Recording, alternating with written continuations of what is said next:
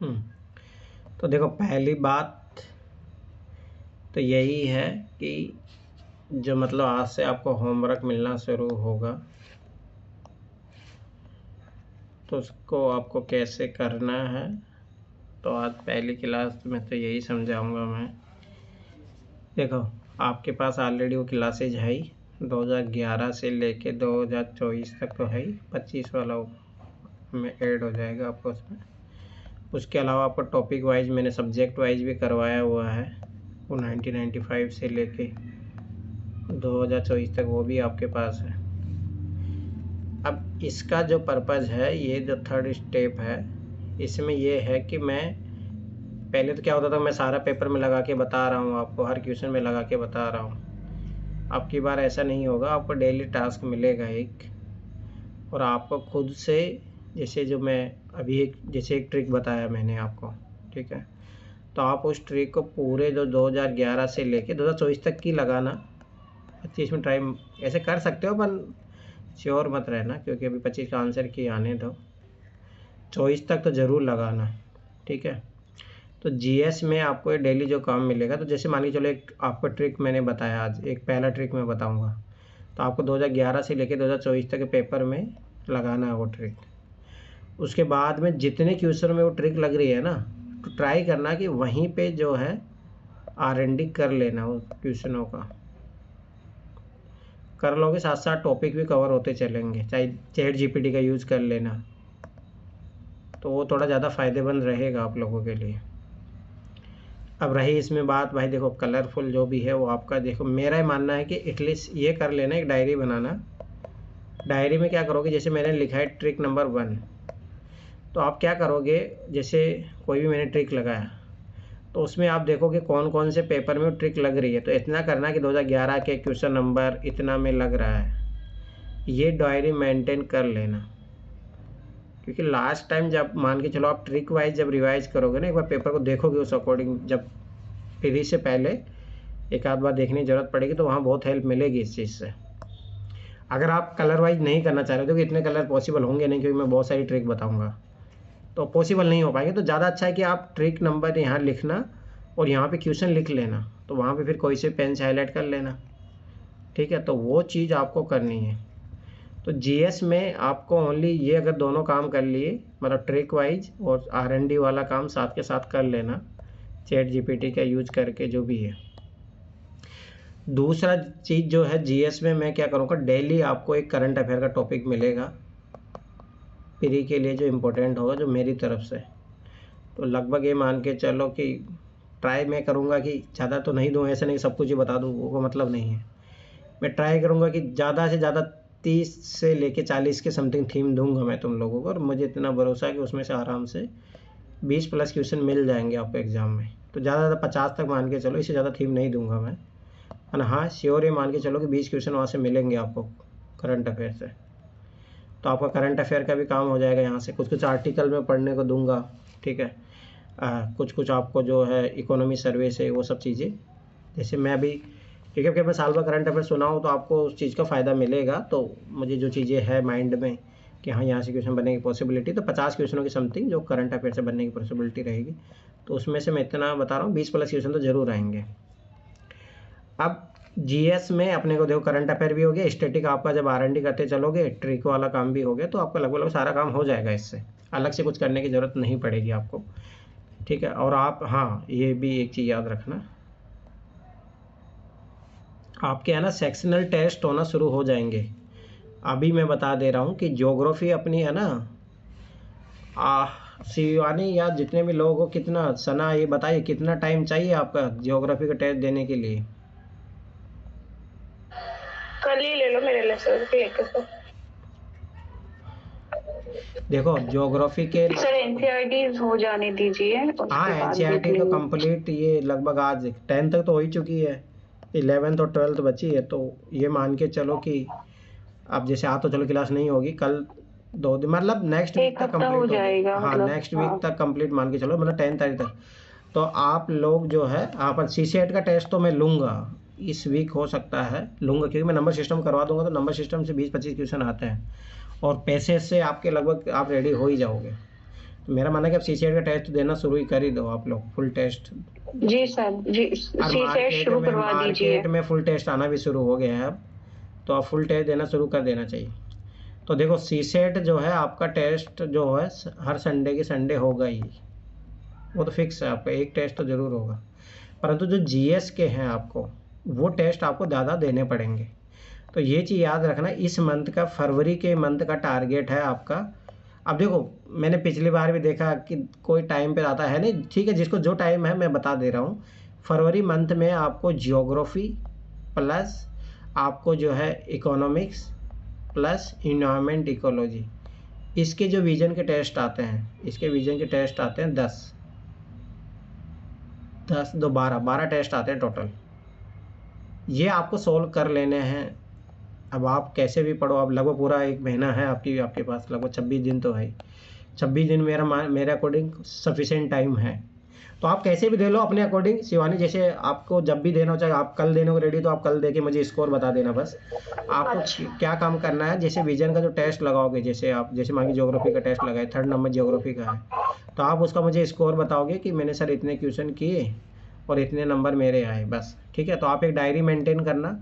ठीक है, आप जितने भी टेस्ट लगाओगे उसका कितने क्वेश्चन आपने अटेम्प्ट किए, कितने क्वेश्चन सही हुए, कितने गलत हुए और कितने मार्क्स आ रहे हैं आपके, ये मुझे अपडेट चाहिए बस आपसे। ठीक, उसके बाद में आप लोग क्या करोगे, जब ये टेस्ट दे लोगे उसका जो है आप जो सॉल्यूशन है उसका पीछा उसके रिवाइज कर लेना। तो आप क्या करना है, टेबल बनाना, थोड़ा ध्यान से समझ लो, इस काम को कर लोगे तो फायदे में रहोगे। देखो जैसे मान के चलो टेस्ट नंबर 1 आपने दिया, ठीक है, टेस्ट नंबर 1 दिया, इसमें 100 क्वेश्चन थे, आपने मान के चलो 90 अटेम्प्ट किए, 90 में से 45 सही हो गए, 45 गलत हो गए। ठीक है, अब आप क्या करोगे, स्कोर यहाँ पे आपके टोटल मार्क्स कितने आए, मार्क्स यहाँ पे कितने आए। ठीक, उसके बाद में आप क्या करोगे, यहाँ पे एटलीस्ट 3rd रिवीजन तक तो ऐसे टिक मारने वाला ऑप्शन बना देना। जो भी टेस्ट आप दोगे ना तो उसका 3 बार रिवाइज ज़रूर कर लेना, तब जाके आपको फ़ायदा मिलेगा उस टेस्ट देने का। मतलब जो उसके पीछे सॉल्यूशन है, तो ये 3 बार वाला तो फॉर्मूला ज़रूर अपनाना।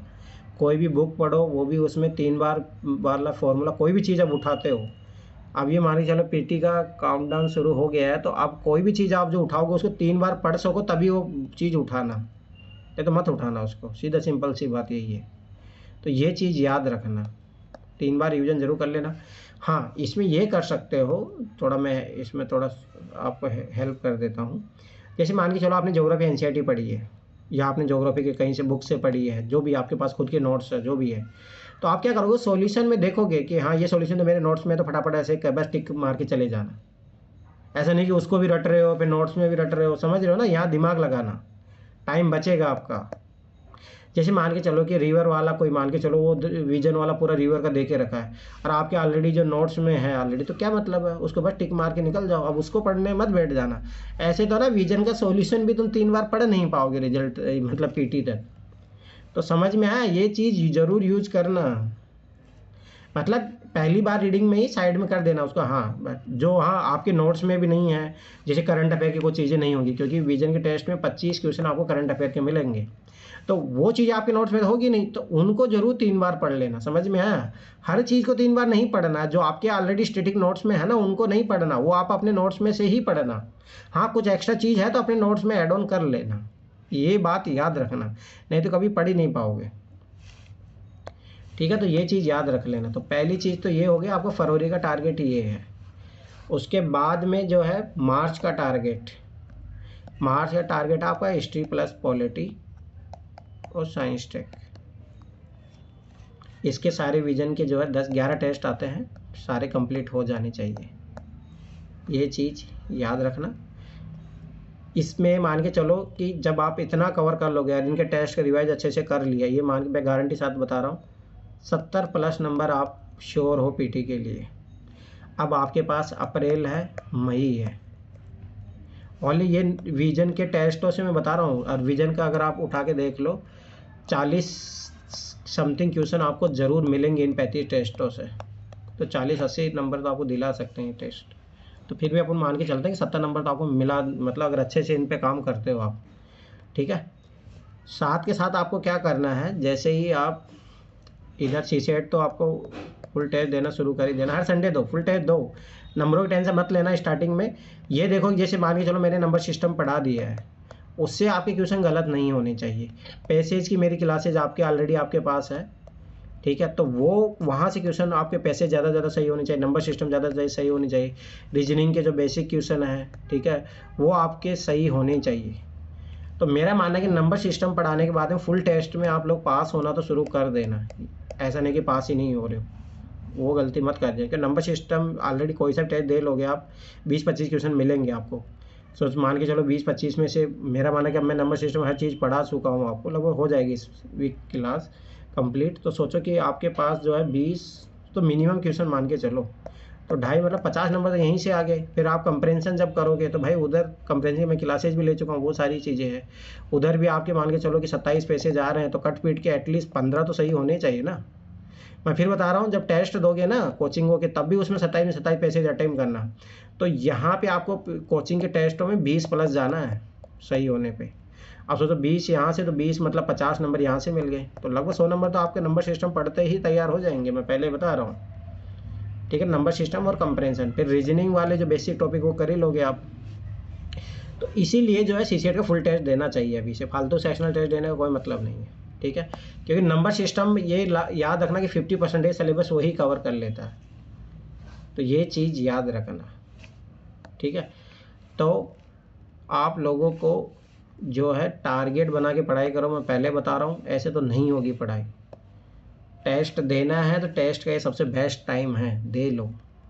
फिर अप्रैल से याद रख लेना, अप्रैल से, अभी मैं बता रहा हूँ। अब ये देखो जो प्लानिंग में पीछे गया, मान के चलो कि मार्च तक उसने सेक्शनल टेस्ट ख़त्म नहीं किए, अप्रैल से आपको 1 अप्रैल से, पहले बता रहा हूँ, 1 अप्रैल से डेली फुल टेस्ट देना स्टार्ट कर देना, और लगभग 24 मई से मतलब 20 मई तक मान के चलो, तो लगभग 50 आपको फुल टेस्ट आपको देना है। देखते कैसे पीटी नहीं निकलेगा। डेली टेस्ट दीजिए, एक फुल टेस्ट 1 अप्रैल से, और 50 फुल टेस्ट दे लो भाई, इतना टेस्ट मैं प्रोवाइड करवा दूंगा, वो मेरी गारंटी है। 50 फुल टेस्ट दे लो, और इन टेस्टों में आप 100+ नंबर लाना शुरू कर दो, फिर देखो काम कैसी पीटी नहीं निकलेगा, जीएस सीसेट दोनों, ठीक है। ये चीज़ याद रख लेना। अगर देखो सबके अपना अपना कैपेसिटी, अगर ज़्यादा बर्डन लगे तो कोई दिक्कत नहीं है, ऐसा करना, एक दिन टेस्ट देना, एक दिन मान के चलो जीएस मतलब 9 बजे से लेके 9:30 से 11:30 तक जीएस का टेस्ट दिया, 2:30 से लेकर 4:30 तक सीसेट का टेस्ट दिया। तो आपको क्या करना है, एक दिन टेस्ट दे लो, एक दिन रिविजन कर लो, अगर जिसको ज़्यादा बर्डन लगे। देखो मैं फिर बताऊँ, सबका अपना अपना पोटेंशियल होता है, तो उस चीज़ के लिए हल्का करने के लिए चीज़ है कि हाँ, जिसको लग रहा है कि डेली हम टेस्ट नहीं दे पाएंगे, तो समय सी बात है, कोई बात नहीं, एक दिन आप टेस्ट दीजिए, एक दिन उसका रिवीजन कीजिए, ख़त्म बात। तो अप्रैल से ये काम करना शुरू कर देना है, तब जाके एग्जाम। तो फिर भी देखो, अगर आप लगभग 25 टेस्ट फुल टेस्ट लगा लोगे तो बहुत है भाई, ये भी बहुत है। अगर 50 नहीं भी लगा पाओगे कोई बात नहीं, 25 ये हो गए, प्लस 15 आपके यूपीएससी पीवाई की हो गए, लगभग 40 टेस्ट तो ये हो ही गए, और इधर लगाओगे तो लगभग 65 के, तो बहुत है। इतना कर लोगे तो भाई पीटी में 130-140 नंबर आ जाएंगे, मैं पहले बता रहा हूँ, पर इतना तो कर लेना, ठीक है। तो ये तो है, ये आपकी मेहनत है, ठीक है। अब बात आती है भाई ट्रिक की। देखो मैं फिर बार बता रहा हूँ कि देखो नॉलेज से आप 40 से ज़्यादा 45 क्वेश्चन, इससे ज़्यादा तो 40 भी बहुत रेयर होता है कि 40 तक ही पहुँच पाओगे आप। बहुत अच्छी ज़्यादा मेहनत की है तो हाँ 40-45 पहुँच गए आप, एक अलग बात है। उसके बाद मतलब 50 से 55 क्वेश्चन में ट्रिक ही लगने वाली है, मैं पहले ही बता रहा हूँ, वो काम जो पूरा खेल होगा। अब मान के चलो ये डिपेंड करता है कि आप ये 100 क्वेश्चन में से कितने जो है फर्स्ट राउंड में करते हो, जो जितना मेहनत करेगा। देखो मैं बता रहा हूँ हकीकत, जिन्होंने कम मेहनत किया उनसे है ना 5 क्वेश्चन जो मान के चलो साल भर कर रहा है परंतु अच्छे से नहीं पढ़ा है। अब जो मान के चलो विजन का टेस्ट लगाया, एनसीईआरटी पढ़ा है, स्टैंडर्ड बुक पढ़ा है, तो मेरा मानना है कि 30 या 35 क्वेश्चन वो करने लायक हो जाएगा।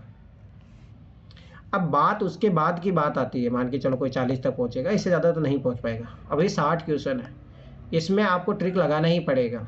ट्रिक नहीं लगाओगे तो भूल जाओ, फिर ये 60 क्वेश्चन फिर आप किस तरीके से अटेम्प्ट करके आओगे भगवान ही जाने।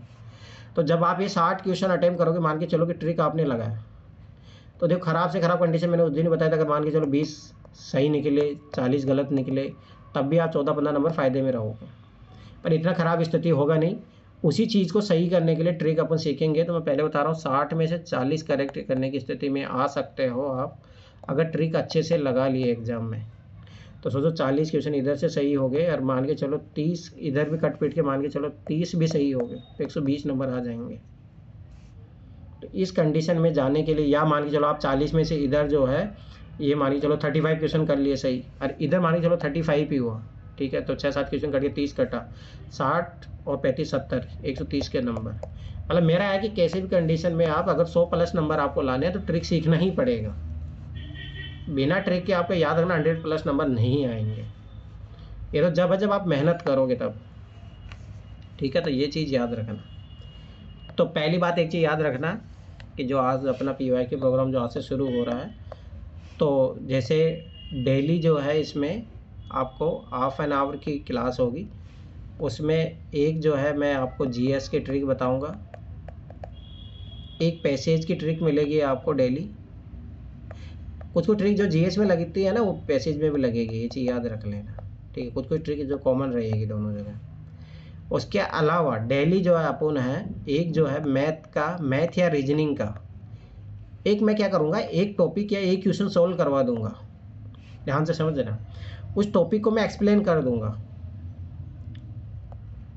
फिर आपको क्या करना है उससे रिलेटेड जितने भी क्वेश्चन आए हैं एग्जाम में वो सारे क्वेश्चन सॉल्व कर लेने हैं आपको 2011 से लेके 2025 तक, क्योंकि सीसेट में कर सकते हो। रीजनिंग मैथ में कोई ज़रूरत नहीं आंसर की, एक आध क्वेश्चन को छोड़ दिया जाए तो, नहीं तो ज़्यादा सबका आंसर आपको मिल जाएगा।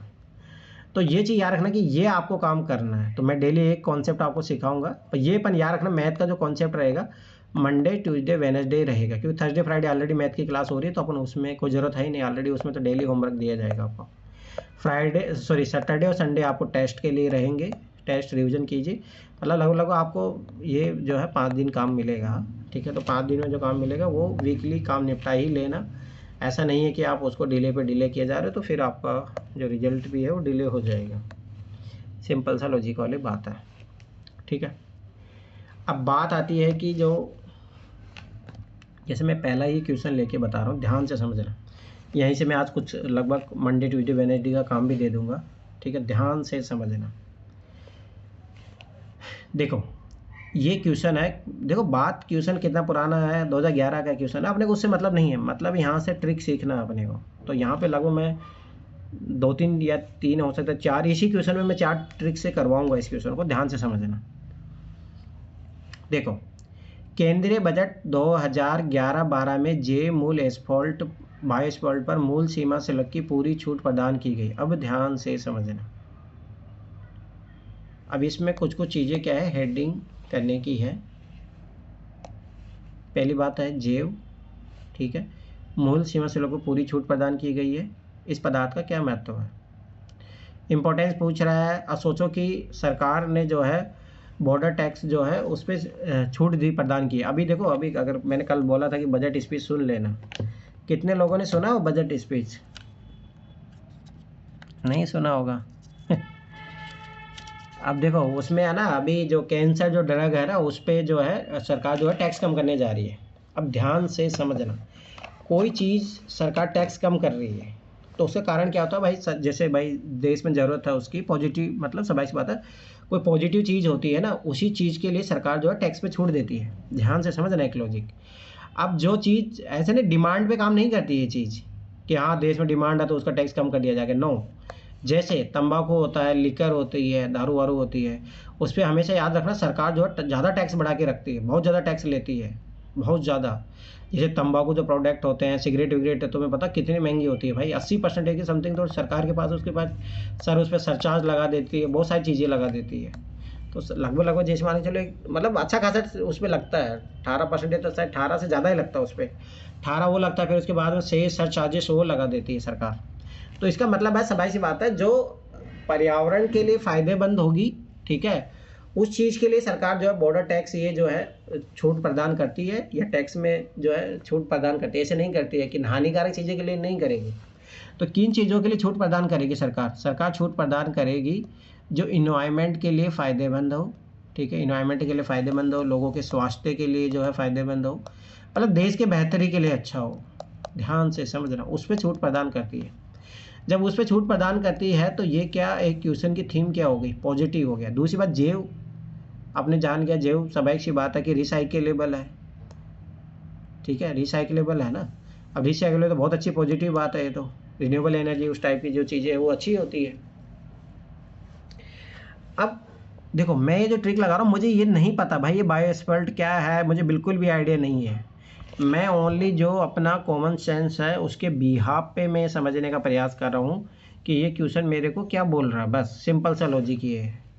और मैं इसे क्या क्या निकालता हूँ एग्जाम में भी आपको जब भाई कोई देखो मैं इतने सालों से पेपर दे रहा हूँ, 8 बार मैंने पेपर दिया है, मैं हकीकत बता रहा हूँ आप कितना भी पढ़ लो, ठीक है, आपको ना 40-50 क्वेश्चन ऐसे मिलेंगे जो आपको एग्जाम में जाके ही पढ़ोगे, आपको भी नहीं पता रहेगा उन क्वेश्चनों के बारे में, ये बात याद रख लेना, ये हकीकत है। तो उन क्वेश्चनों को टैकल करने के लिए ट्रिक्स जो है वो सीखना ज़रूरी है। और ये PYQ इसीलिए तो बोला जाता है कि जो टॉपर्स बोलते हैं कि भाई PYQ देखो, तो PYQ देखने के पीछे पर्पज़ यही है कि वो माइंड सेट आप जो है वो पकड़ पाओ। अगर आप वो नहीं पकड़ पाए तो ये समझ लो कि ट्रिक अप्लाई नहीं कर पाओगे। तो ट्रिक अप्लाई करने के पहले कुछ मैं आपको बेसिक चीज़ें बता देता हूँ क्या ज़रूरी है और क्यों वो चीज़ें सीखनी चाहिए, ठीक है। तो सबसे पहली बात याद रखना, ट्रिक जब भी आप अप्लाई करोगे, ठीक है, तो ध्यान समझना ये बहुत इंपॉर्टेंट बात है, जब भी आप ट्रिक अप्लाई करोगे तो इंग्लिश में क्वेश्चन ज़रूर पढ़ लेना। हिंदी मीडियम के ख़ास तौर से मैं बता रहा हूँ, ये बात याद रखना। कुछ सब्जेक्ट जिनका तो मैं ख़ास तौर से बता रहा हूँ, ज्योग्राफी हो गया, ठीक है, इन्वायरमेंट इकोलॉजी हो गया, इकोनॉमी हो गया, और कुछ कुछ पॉलिटी वाला पार्ट अगर आपने इंग्लिश में नहीं पढ़ा तो याद रख लेना क्वेश्चन गलत। जब आप ट्रिक अप्लाई करोगे, मैं फिर बता रहा हूँ, ट्रिक अप्लाई करते वक्त ऐसे तो मेरा मानना है कि जब बेसिक क्वेश्चन आप सोल्व करो ना तब भी एक बार हल्का सा देख लेना चाहिए। इसीलिए जब आप टेस्टों की प्रैक्टिस करोगे ना तो ये चीज़ याद रखना, आपको प्रयास इस तरीके से करना है कि आपकी जो है ना रीडिंग जो है स्पीड आपके फास्ट होनी चाहिए। क्योंकि एक तो आपको ये मान के चलो लगभग वो 2 घंटे में आपको जो ज़्यादा क्वेश्चन में ज़रूरत नहीं पड़ती इंग्लिश पढ़ने की, पर हाँ लगभग मेरा मानना है 30-40 क्वेश्चन में तो ज़रूरत पड़ती ही है। तो लगभग 2 घंटे में आपको 150 क्वेश्चन पढ़ने हैं, तो उस लेवल की प्रैक्टिस करो 2 घंटे में। तो अभी देखना आप जब ये कोचिंग के टेस्ट सीरीज दोगे ना तो 1 घंटे में सोल्व करने लग जाओगे, तो वो हैबिट मत अपना लेना, वो 2 घंटे बैठना। ये होता है, जैसे मैं पहले जब विजन के टेस्ट देता था ना तो मैं क्या था 1 घंटे में निपटा देता था, क्योंकि वो समय की बात है, इतना ज़्यादा अपन या फिर वो UPSC की तरह कैच भी नहीं कर पाते कि हाँ आपको टाइम कंज्यूम कर पाए, या फिर एग्ज़ाम का प्रेशर अलग वो चीज़ होती है, वो भी एक मामला है। पर मेरा मानना है कि आप जब विजन के टेस्ट दोगे या फोरम के कोई भी कोचिंग का टेस्ट दे रहे हो तो आप 2 घंटा बैठना सीखिए, वो बहुत ज़रूरी है, नहीं तो एग्ज़ाम में आपका माइंड नहीं चलेगा 1 घंटे बाद में, ये बात याद रख लेना। तो 2 घंटा बैठना सीखिए। और उसमें भाई जैसे आप क्या करते हो, जैसे मान के चलो कि हिंदी मीडियम वाले हैं तो हिंदी में पढ़ के निकल गए फट से, इंग्लिश मीडियम वाले इंग्लिश में पढ़ के निकल गए, और वो 1 घंटे में पढ़ के होमवर्क शीट जमा करके निकल गए। अरे ऐसे काम नहीं चलेगा, आप 2 घंटा पढ़िए, वहाँ पे कोई नहीं क्वेश्चन को आप जैसे हिंदी में पढ़ा तो इंग्लिश में पढ़ना, ये आदत डालिए। जब टेस्ट दोगे आप तब ये आपके अंदर हैबिट डेवलप होनी चाहिए, तब जाके जो है आप लोग एग्ज़ाम में उस चीज़ को अप्लाई कर पाओगे। तो ये सबसे पहली इंपॉर्टेंट ट्रिक तो यही है कि जब भी आप ट्रिक अप्लाई करोगे उस समय इंग्लिश में क्वेश्चन पढ़ने हैं, आपको पढ़कर ही सॉल्व करना है। जैसे मैं फिर बार बता रहा हूँ, ये बहुत जगह हेल्प मिलेगी इस चीज़ की आपको, ठीक। दूसरी बात, ये जो मैं ट्रिक सिखाऊंगा ओनली आपको जो है PYQ में ही अप्लाई करना है, और हर कोई ऐसा नहीं कि और कहीं पे भी आप टेस्ट सीरीज में अप्लाई कर रहे हो। कॉमन सेंस आप अप्लाई कर सकते हो, कहाँ ट्रिक वहाँ, मतलब एक होता है जैसे फैक्चुअल चीज़ें, UPSC जैसा देखो जो एग्जामिनर यहाँ जो बनाता है क्वेश्चन उस लेवल के कोचिंग वाले नहीं बना पाते, ये बात हकीकत याद रख लेना।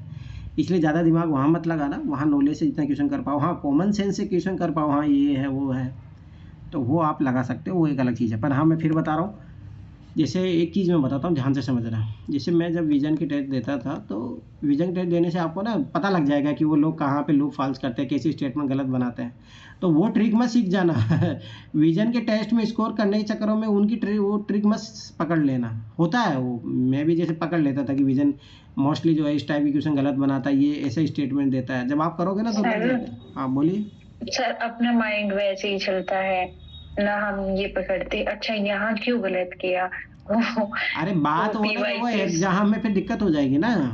जी सर, जी सर, ठीक है, बात वो है, तो इसीलिए थोड़ा बचना उस चीज़ से। तो मैं फिर पहले बता रहा हूँ, विजन के टेस्टों का आप मार्क्स की टेंशन मत लेना भाई, देखो मैं एक अपनी हकीकत बता रहा हूँ, लोग रिवील नहीं करते, ऐसे नहीं, बहुत सारे टॉपर बताते भी हैं।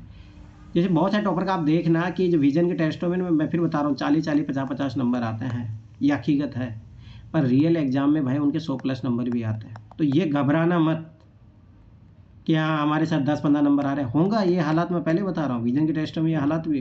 पर मैं अपना इतिहास बता देता हूँ। मैंने जब से यूपीएससी तैयारी की है शुरू 2000 लगभग 18 से मैंने मतलब टेस्ट देना शुरू किया था, तब से मेरे कभी 40 से कम नीचे नहीं गए, कभी नहीं गए। कोई सा भी मैंने दुनिया का कोई सा भी टेस्ट दिया हो इतने सालों में, कोई सी भी कोचिंग का टेस्ट दिया हो, फुल टेस्ट दिया हो, सेक्शनल दिया हो, कोई भी दिया हो, पर 40 से कम मेरा नीचे कभी नहीं गया। ठीक, पहली बात। दूसरी बात, मैंने विजन के सेक्शनल टेस्ट में भी मेरे एक बार मुझे याद अच्छी तरीके से 90 मतलब 90 या 100+ आ गए थे एक टेस्ट में ओनली, जो भी पॉलिटी का था। मैं फिर बता रहा हूँ, मतलब एक आध टेस्ट में आए थे, फुल टेस्टों में मेरे कभी भी 70 से ऊपर नहीं गए। ध्यान से समझना है लॉजिक। पर ऐसा नहीं है, मेरे यूपीएससी एग्जाम में 95 नंबर भी थे मेरे, और 80+ नंबर तो मेरे 2-2, 3-3 बार है।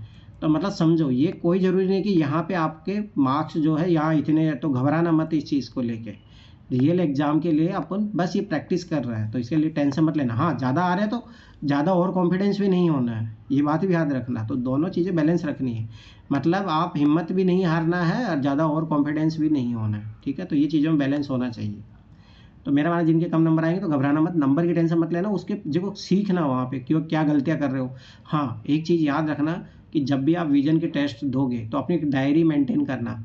जैसे मैं फिर बता, देखो मैं 2024 में जो मेरा प्री निकला उसके पीछे बहुत सारे लॉजिक थे, मैंने अपनी गलतियाँ फाइंड आउट की। जैसे मैं 2025 में अब क्या फेल हुआ हूँ ना, तो भाई मेरी गलतियों के कारण फेल हुआ हूँ, ऐसा नहीं कि मैं क्वेश्चन नहीं आते तो उस कारण फेल हुआ हूँ। मैं क्वेश्चन नहीं अच्छे से पढ़ने के कारण, टेस्ट नहीं लगाए इस कारण, सीसेट के मैंने प्रैक्टिस नहीं की, इस कारण मैं फेल हुआ हूँ। फेल इसलिए नहीं हुआ कि मैं आता नहीं है मुझे, इसीलिए टेस्ट लगाना ज़रूरी है। तो आप क्या कर रहोगे, जब आप टेस्ट लगाओगे तो डायरी मेंटेन करना, उसमें देखना बहुत बार आप देखोगे, जब सॉल्यूशन से मिलाओगे ना अपना, चेक करोगे अरे मैंने इसमें क्वेश्चन ये क्यों नहीं पढ़ा, सही क्वेश्चन पूछ रहा था, गलत कौन सा है, आपने पढ़ लिया सही। तो ये डायरी में मेंशन करना। जब पहले जैसे आपने टेस्ट दिया तो देखो हो सकता है कि आपने 10 गलतियाँ की, तो अब जब आप दूसरा टेस्ट देने जाओगे ना, तो ये याद रखना 10 की 10 गलतियों को पढ़ लेना है टेस्ट लगाने से पहले। तो ऐसे कर करके आप फिर देखना कि हाँ कौन कौन सी गलतियाँ जो है आपकी धीरे धीरे कम होती जा रही है। खास तौर से ये चीज़ सीसेट में तो खास तौर से याद रखना कि हाँ, कि मैंने सीसेट के ये क्वेश्चन मेरे को, अरे मैं कॉन्सेप्ट भूल गया था, नोट्स रिवाइज करना भूल गया था, तो लिखिए वो पॉइंट। दूसरा, अरे मेरे देखो काउंटिंग मिस्टेक्स हो गई। थर्ड, मेरा देखो ये मेरे को कॉन्सेप्ट में क्लियरिटी नहीं थी, तो उसके लिए मुझे नोट्स के रिविजन करना है। समझ में आया, ये चीज़ें याद रखना। क्वेश्चन पढ़ने में मैंने गलत करी, क्वेश्चन को समझने में, तो ये डायरी मेंटेन करना। मान लीजिए चलो कि पहले टेस्ट में आपकी 20 खामियां निकल के आ रही है, तो याद रखना कि जब आप टेस्ट देते देते ये 0 पे आनी चाहिए, जीएस और सीसेट दोनों की खामियां, तब जाके एग्जाम निकलेगा।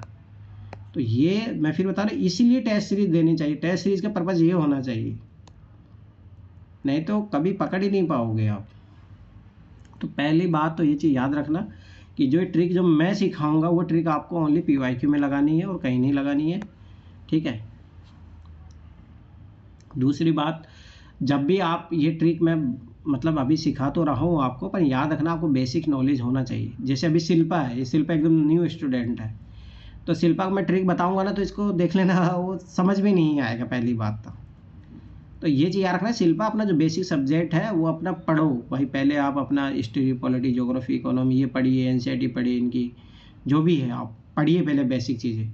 जब मान के चलो जैसे शिल्पा को मैं पूछूं कि भाई एना करने क्या होता है, जब इसको यही नहीं पता तो इसकी ट्रिक कैसे लगा पाएगी। शिल्पा चलो बताइए, रिन्यूएबल और नॉन रिन्यूएबल में क्या अंतर होता है शिल्पा? शिल्पा यहाँ पे है?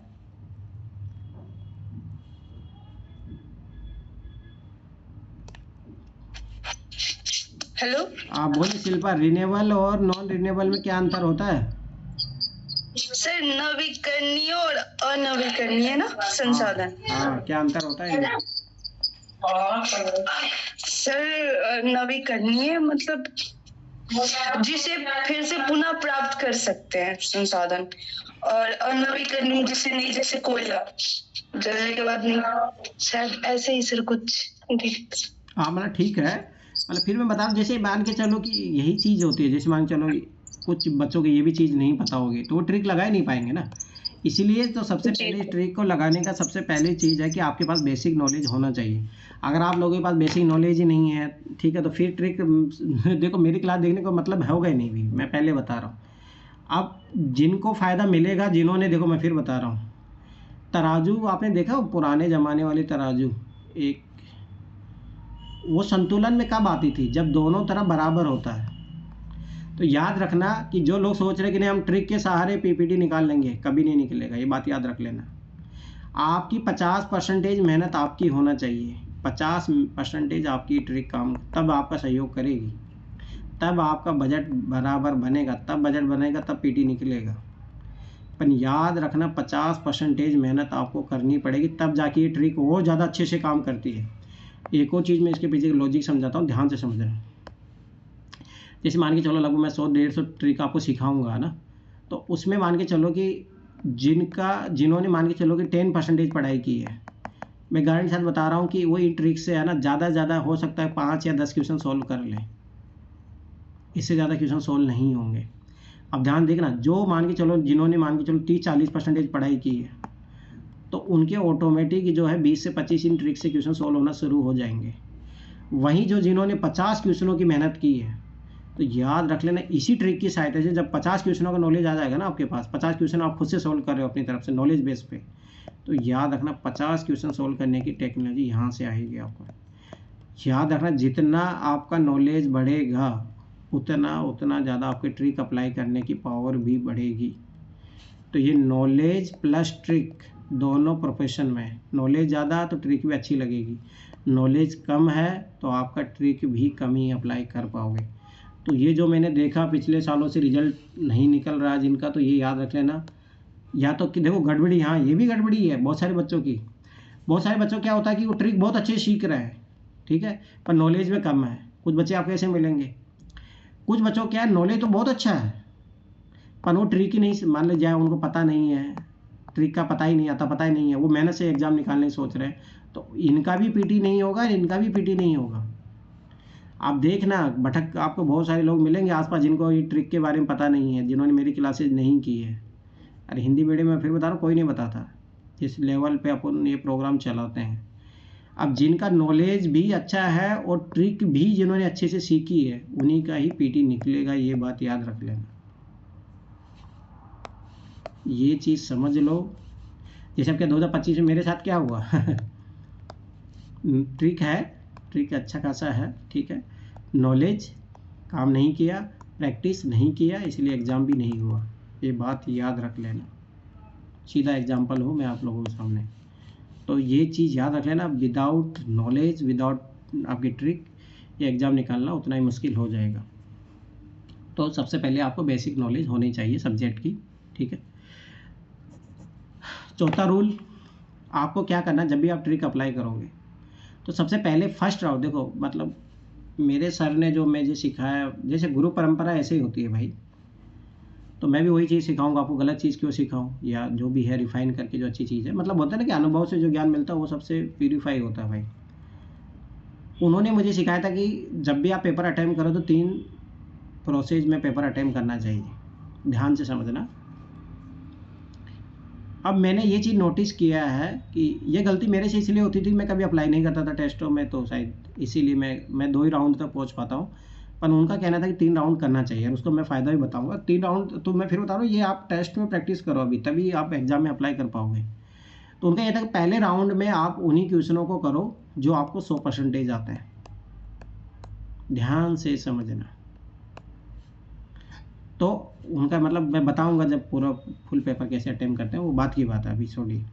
तो उनका पहला था कि भाई आप जो पहले स्टार्टिंग में फर्स्ट राउंड में आप जो उन्हीं क्वेश्चनों को कीजिए 100% आते हैं। तो लगभग यूपीएससी में देखो फिर बता रहा हूँ, जितनी अच्छी तैयारी उतने आपके क्वेश्चन निकलेंगे। जिन्होंने बहुत अच्छी तैयारी की है वो 25-30 तक पहुँच जाएंगे पहले राउंड में, ठीक। दूसरे राउंड में आपका वो क्वेश्चन अटेम्प्ट करना है जिनमें आपने आप एक ऑप्शन एलिमिनेट कर लिए, 2 ऑप्शन एलिमिनेट कर लिए हो, अब 2 में से आपको चूज़ करना है। ये सेकेंड राउंड वाले हैं, जहाँ पे आप एक ऑप्शन या 2 ऑप्शन एलिमिनेट कर लेते हो, याद रखना वो सेकेंड राउंड में आपको करने हैं और वो ज़रूर अटेम्प्ट करने चाहिए। तो यहीं पे आपको ट्रिक लगानी है। ये फुल नॉलेज हो गया, ये जो है ट्रिक प्लस नॉलेज वाली चीज़ होगी, यहाँ ट्रिक प्लस नॉलेज दोनों लगाओगे, उसके बिहाफ पे आप क्वेश्चन सोल्व करोगे। अभी मान के चलो 25-30 क्वेश्चन हो गए, तो यहाँ पे लगभग 30 से 40 क्वेश्चन हो जाएंगे, 40-50 ही मान के चलो, जो आप आराम ट्रिक और नॉलेज दोनों लग जाएगी, तो लगभग 70-80 क्वेश्चन सोल्व कर लोगे आप। अब आखिरी के 20 क्वेश्चन है, ध्यान से समझना, इन्हीं 20 क्वेश्चनों का खेल है। अब इन 20 क्वेश्चनों में आपको क्या करना है कि अगर आपके मान के चलो नॉलेज यहाँ पे 0% हो जाता है कि कुछ भी नॉलेज नहीं, ऐसा तो होगा नहीं, परंतु फिर हाँ मतलब डिपेंड करता है कि किसी ने कितना मेहनत किया है। अगर मान के चलो 0% नॉलेज हो जाता है, फिर आप ट्रिक लगाने की सोच रहे हो, तो फिर आप अपना भाई ट्रिक बहुत अच्छी प्रैक्टिस की है आपने ट्रिक की, तभी आप लगाना, तब जब आप फायदे में रहोगे। नहीं तो बहुत सारे क्या होता है कि इनमें से आप कुछ क्वेश्चन करते हैं, कुछ छोड़ देते हैं। तो वो सर भी बोलते थे कि अगर देखो 10 क्वेश्चन तो यूपीएससी ऐसा बनाता जो कभी नहीं बनेंगे किसी से। तो सबका अपना अपना है, जैसे मेरा माना कि मैं ट्रिक अप्लाई कर लेता हूँ तो मेरे कुछ क्वेश्चन सही हो जाते, गलत हो जाते, वो भी है। तो ये चीज़ कर सकते हो, ट्रिक तभी अप्लाई करो जब बहुत अच्छा आता है आपको लगाना ट्रिक, तब अप्लाई कीजिए तो आप फायदे में रहोगे। तो ये मेरा मानना कि जैसे 85 प्लस क्वेश्चन तो जरूर करने चाहिए अटेम्प्ट इनकी स्ट्रेटेजी के अकॉर्डिंग। अब मेरी स्ट्रेटेजी तो मानना कि मैंने 100 वाला बता ही दिया था आप लोगों को। कब, जब आप ट्रिक बहुत अच्छे से अप्लाई करना जानते हो तो 100 क्वेश्चन अटेम्प्ट कर सकते हो। अब इसका मैं बताता हूँ, 2024 में जब मेरा प्री निकला था ना, उसका एकमात्र कारण यही था कि मैंने आखिरी के ना 6 क्वेश्चन किए थे, 6, उसमें से मेरे 5 क्वेश्चन सही थे।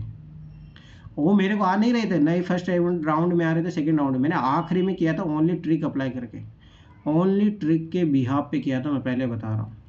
तो जब आपकी बहुत अच्छी प्रैक्टिस हो जाए तब आप ये जो 10-15 क्वेश्चन आखिरी बचते हैं, तो इनमें अगर आपको नॉलेज 0 है तब भी आप ट्रिक की सहायता से कर सकते हो, परंतु वो तभी है जब आप बहुत अच्छे लेवल पे प्रैक्टिस करोगे इस ट्रिक की। तो ये चीज़ याद रखना, ठीक है। तो कोचिंग की टेस्ट सीरीज में रूल काम करेंगे भी नहीं, ठीक है। अब पहली बात आती है कि भाई जब भी आप, मैं क्यों बोल रहा हूँ कि यूपीएससी के पेपर में ट्रिक अप्लाई करना है, कोचिंग और टेस्ट सीरीज में ज़्यादा दिमाग मत लगाना, कारण उसका समझिए। यूपीएससी देखो एक लॉजिकल एग्ज़ाम है, कोई ऐसा आलतू फालतू ग्रुप डी का एग्ज़ाम नहीं है जिसमें कुछ ही पूछ रहा है कि गांधी जी जब मरे थे तब कितने लोग उठा के लेके जा रहे थे। तो मैं पता पीसीएस में क्वेश्चन पूछा गया था जब गांधी जी मरे थे तो उनका कंधा देने वाले लोग कौन कौन थे। तो यूपीएससी एक लॉजिकल एग्जाम है, इनमें कोई भी क्वेश्चन होता है उसके पीछे एक सेंस होता है, ठीक है। तो ये चीज़ आपको क्या करना है, जब भी, दूसरी बात अपन जब देखो 2011 से लेकर 2025 तक क्वेश्चन आप सारे करोगे, लगभग मैं 2 सालों से वो करवा भी रहा हूँ, एक ही चीज़ का बताया भी मैंने। तो जब आप खुद से भी करोगे, बार बार करोगे इन चीज़ों को, तो आप एग्जामिनर का जो है ना माइंड सेट कैच करोगे कि वो आखिर में गलत स्टेटमेंट कैसे बनाता है। ट्रिक यही तो सिखाती है ना अपने को, भाई गलत स्टेटमेंट कैसे बना रहा है, वो कैसे फंसाता है, ठीक है। दूसरी बात, वो पॉसिबल स्टेटमेंट को कैसे सही कर रहा है, नैरो स्टेटमेंट कैसे बना रहा है, वाइड स्टेटमेंट कैसे बना रहा है, ठीक है, और कैसे जो है वो इलॉजिकल बात बोल देता है स्टेटमेंट में। तो ये चीज़ें जो है आपको पकड़नी पड़ेगी कि जो एग्जामिनर जब क्वेश्चन, मतलब खुद सोचो जब आप क्वेश्चन बना रहे हो और आपको बोला जाए कि भाई ये स्टैंडर्ड का आपको पेपर रखना है, ठीक है, इसी स्टैंडर्ड को ध्यान में रखते हुए आपको पेपर बनाना है, तो स्वाभाविक सी बात है आपकी सबसे पहली जिम्मेदारी बन जाती है कि आपके पास, देखो ध्यान से समझना कि अगर मान के चलो मैं तुम लोगों से बोलूँ कि भाई तुम यूएसए है ना, यूनाइटेड स्टेट ऑफ अमेरिका, अभी सोचो वहाँ ट्रम्प बाबा बैठे हैं, ट्रम्प आपको बुलाता है और बोलता है कि भाई यहाँ का जो है सिविल सर्विसेज का पेपर बनाइए आप, तो सना बताइए आप कैसे पेपर बनाओगे उनका, बताइए, दिमाग लगाइए। ये चीज़ में बहुत, ये लॉजिक समझना बहुत ज़रूरी है कि आप ये चीज़ समझिए कि आप कैसे जो है कि पेपर बनाओगे, बताइए सना कैसे पेपर बनाओगे वहाँ का आप, यूएसए का सिविल सर्विसेज का। ट्रम्प है, अगर उठा के फेंक देगा, उल्टा सुल्टा क्वेश्चन पूछ लिया तो आपने। सर ऑब्वियसली ट्रम्प के खिलाफ तो कुछ बनाएंगे नहीं। हाँ, पहली बात तो स्वाभाविक सी बात है, जो भी जो सरकार होती है, याद रखना ये चीज़, जैसे मैं 2024 का क्वेश्चन बताता हूँ, जयशंकर, याद है एस जयशंकर का क्वेश्चन पूछा था, अरे बोलिए। अब देखो सीधा सा आंसर, अगर ये लॉजिक आपको पता है, भाई कोई भी सरकार हो, अरे मैं फिर बता रहा हूँ, ये माइंड सेट पकड़ो, पीसीएस हो चाहे कोई भी हो, ये हर जगह लगती है ट्रिक, ये ट्रिक एवरग्रीन ट्रिक है, कहीं भी चले जाइए आप। भाई देख, जैसे मैं एक बार बताता हूँ, 2021 वाले RS एग्ज़ाम की बात है, तो मैं देने गया था ना, तो उसमें क्वेश्चन आया था, अब उस टाइम राजस्थान में कांग्रेस सरकार थी, और उसमें अमित शाह भी ऑप्शन दिया हुआ था, तो सबसे पहले मैंने वो काटा कि भाई यहाँ पे कांग्रेस सरकार है, वो कभी भी अमित शाह को आंसर नहीं बनाएगी, मतलब वो पॉजिटिव सेंस को लेके था, तो स्वाभाविक सी बात है उसको क्यों बनाएगी। ये बात हमेशा याद रखना ये चीज़। तो ये ऐसी जो ट्रिक मैं बता रहा हूँ, ये चीज़ समझिए हर जगह लगेगी। तो याद रखना, जो गवर्नमेंट के फेवर में होगी जो चीज़ें, वो स्वाभाविक सी बात है स्टेटमेंट सही होंगे। और जो गवर्नमेंट को अपोज कर रहे हैं, गवर्नमेंट के नेगेटिव क्रिटिसिज्म कर रहे हैं, वो याद रखना। जिस पैसेज में भी ट्रिक लगती है कि हाँ सरकार सामर्थ्यकारी नहीं है, कैपेबल गवर्नमेंट ही नहीं है। याद करो कितने बार जो सीसेट में ट्रिक लगी है कि सरकार सामर्थ्यवान ही नहीं है, मतलब तुम सरकार की एफिशिएंसी पे डाउट कर रहे हो। उठा कर फेंक देगा मोदी अगर कोई ऐसा क्वेश्चन पेपर बना दिया और उसका आंसर ये निकाल दिया तो। ये बात याद रखना। तो स्वाभाविक सी बात है जो गवर्नमेंट को फेवर कर रहे हैं वो स्टेटमेंट सही होंगे, जो गवर्नमेंट को अपोज कर रहे हैं स्वाभाविक सी बात है वो गलत होंगे। दूसरी बात, जो अपोजिशन पार्टियां होती है उनके स्टेटमेंट ऑटोमेटिक, भाई उनका कोई नाम आ रहा तो होगा ही नहीं। जैसे शशि थरूर था उसमें, अरे एस जयशंकर भी था, तो एस जयशंकर सोचो उनका विदेश मंत्री है, तो आंसर वो क्यों नहीं होगा। ये बात याद रखना, ठीक है। हाँ और बताइए सनम।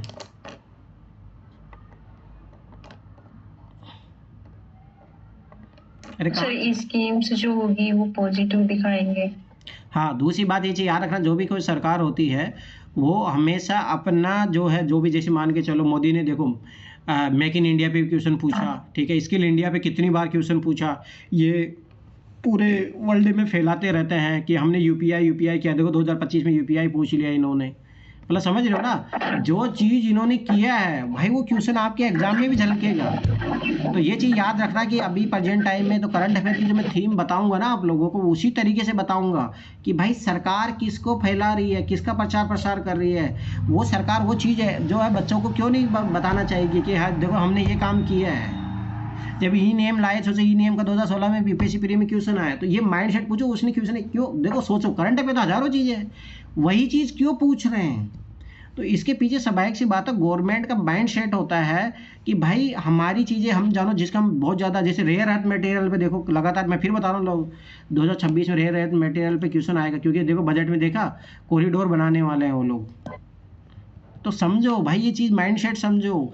मैं फिर बता रहा हूँ, ये जिस दिन आप एग्जामिनर का, यूपीएससी का माइंड सेट, गवर्नमेंट का माइंड सेट समझ गए ना, तो बहुत सारे क्वेश्चन तो आप ऐसे छाट लोगे करंट अफेयर से, बहुत सारे आंसर ऐसे निकल जाएंगे आपके। Only behalf the only presence of mind, आप मतलब सामने वाला एग्जामिनर किस तरीके से माइंड सेट बना रहा है, क्वेश्चन बना रहा है, उस चीज़ को लेके आप एटलीस्ट इतना भी समझ लिए ना तो आपका बहुत सारे क्वेश्चन सॉल्व हो जाएंगे। हाँ और बताइए सना, और क्या होगा। सर इनोवेशन आइडियाज को लेके युवा के लिए, और दूसरा इंटरनेशनल जो अभी फ्री ट्रेड एग्रीमेंट वगैरह हुए तो पॉजिटिव थिंग लाएगा। मतलब हाँ वही जो सरकार के लिए जो जैसे फ्री ट्रेड एग्रीमेंट, हाँ ये मैं अभी बता रहा हूँ, फ्री ट्रेड एग्रीमेंट का क्वेश्चन आएगा 2026 में, रेडी हो जाओ आप। वो किसी भी एंगल से पूछे पर पूछेगा जरूर फ्री ट्रेड एग्रीमेंट से, क्योंकि मोदी ने तुम्हें पता अभी क्या बोला, यूरोपियन यूनियन के साथ मदर ऑफ द डील। भाई सब क्या होता है इतना बड़ा डील कि उसने बोला कि भारत के स्वतंत्रता के इतिहास में वैसे पहली बार डील हुआ है। और वो सही बात भी है, क्योंकि याद रखना यूरोपियन यूनियन है ना, मतलब उन टोटल सारे देशों का मिला के शायद है ना, उनकी जो जीडीपी है शायद सेकंड नंबर पे, हाँ सेकंड नंबर पे है, लगभग 25% आती है, मतलब अमेरिका के बाद में। तो बहुत बड़ा अपन ने एरिया कवर किया है। तो ये क्वेश्चन बनेगा, एफटीए अच्छे से कर लेना, ठीक है। तो सरकार की जितने भी स्कीम है जिन पे सरकार बहुत ज़्यादा, रेयर अर्थ मटेरियल पे सरकार ध्यान दे रही है, ठीक है।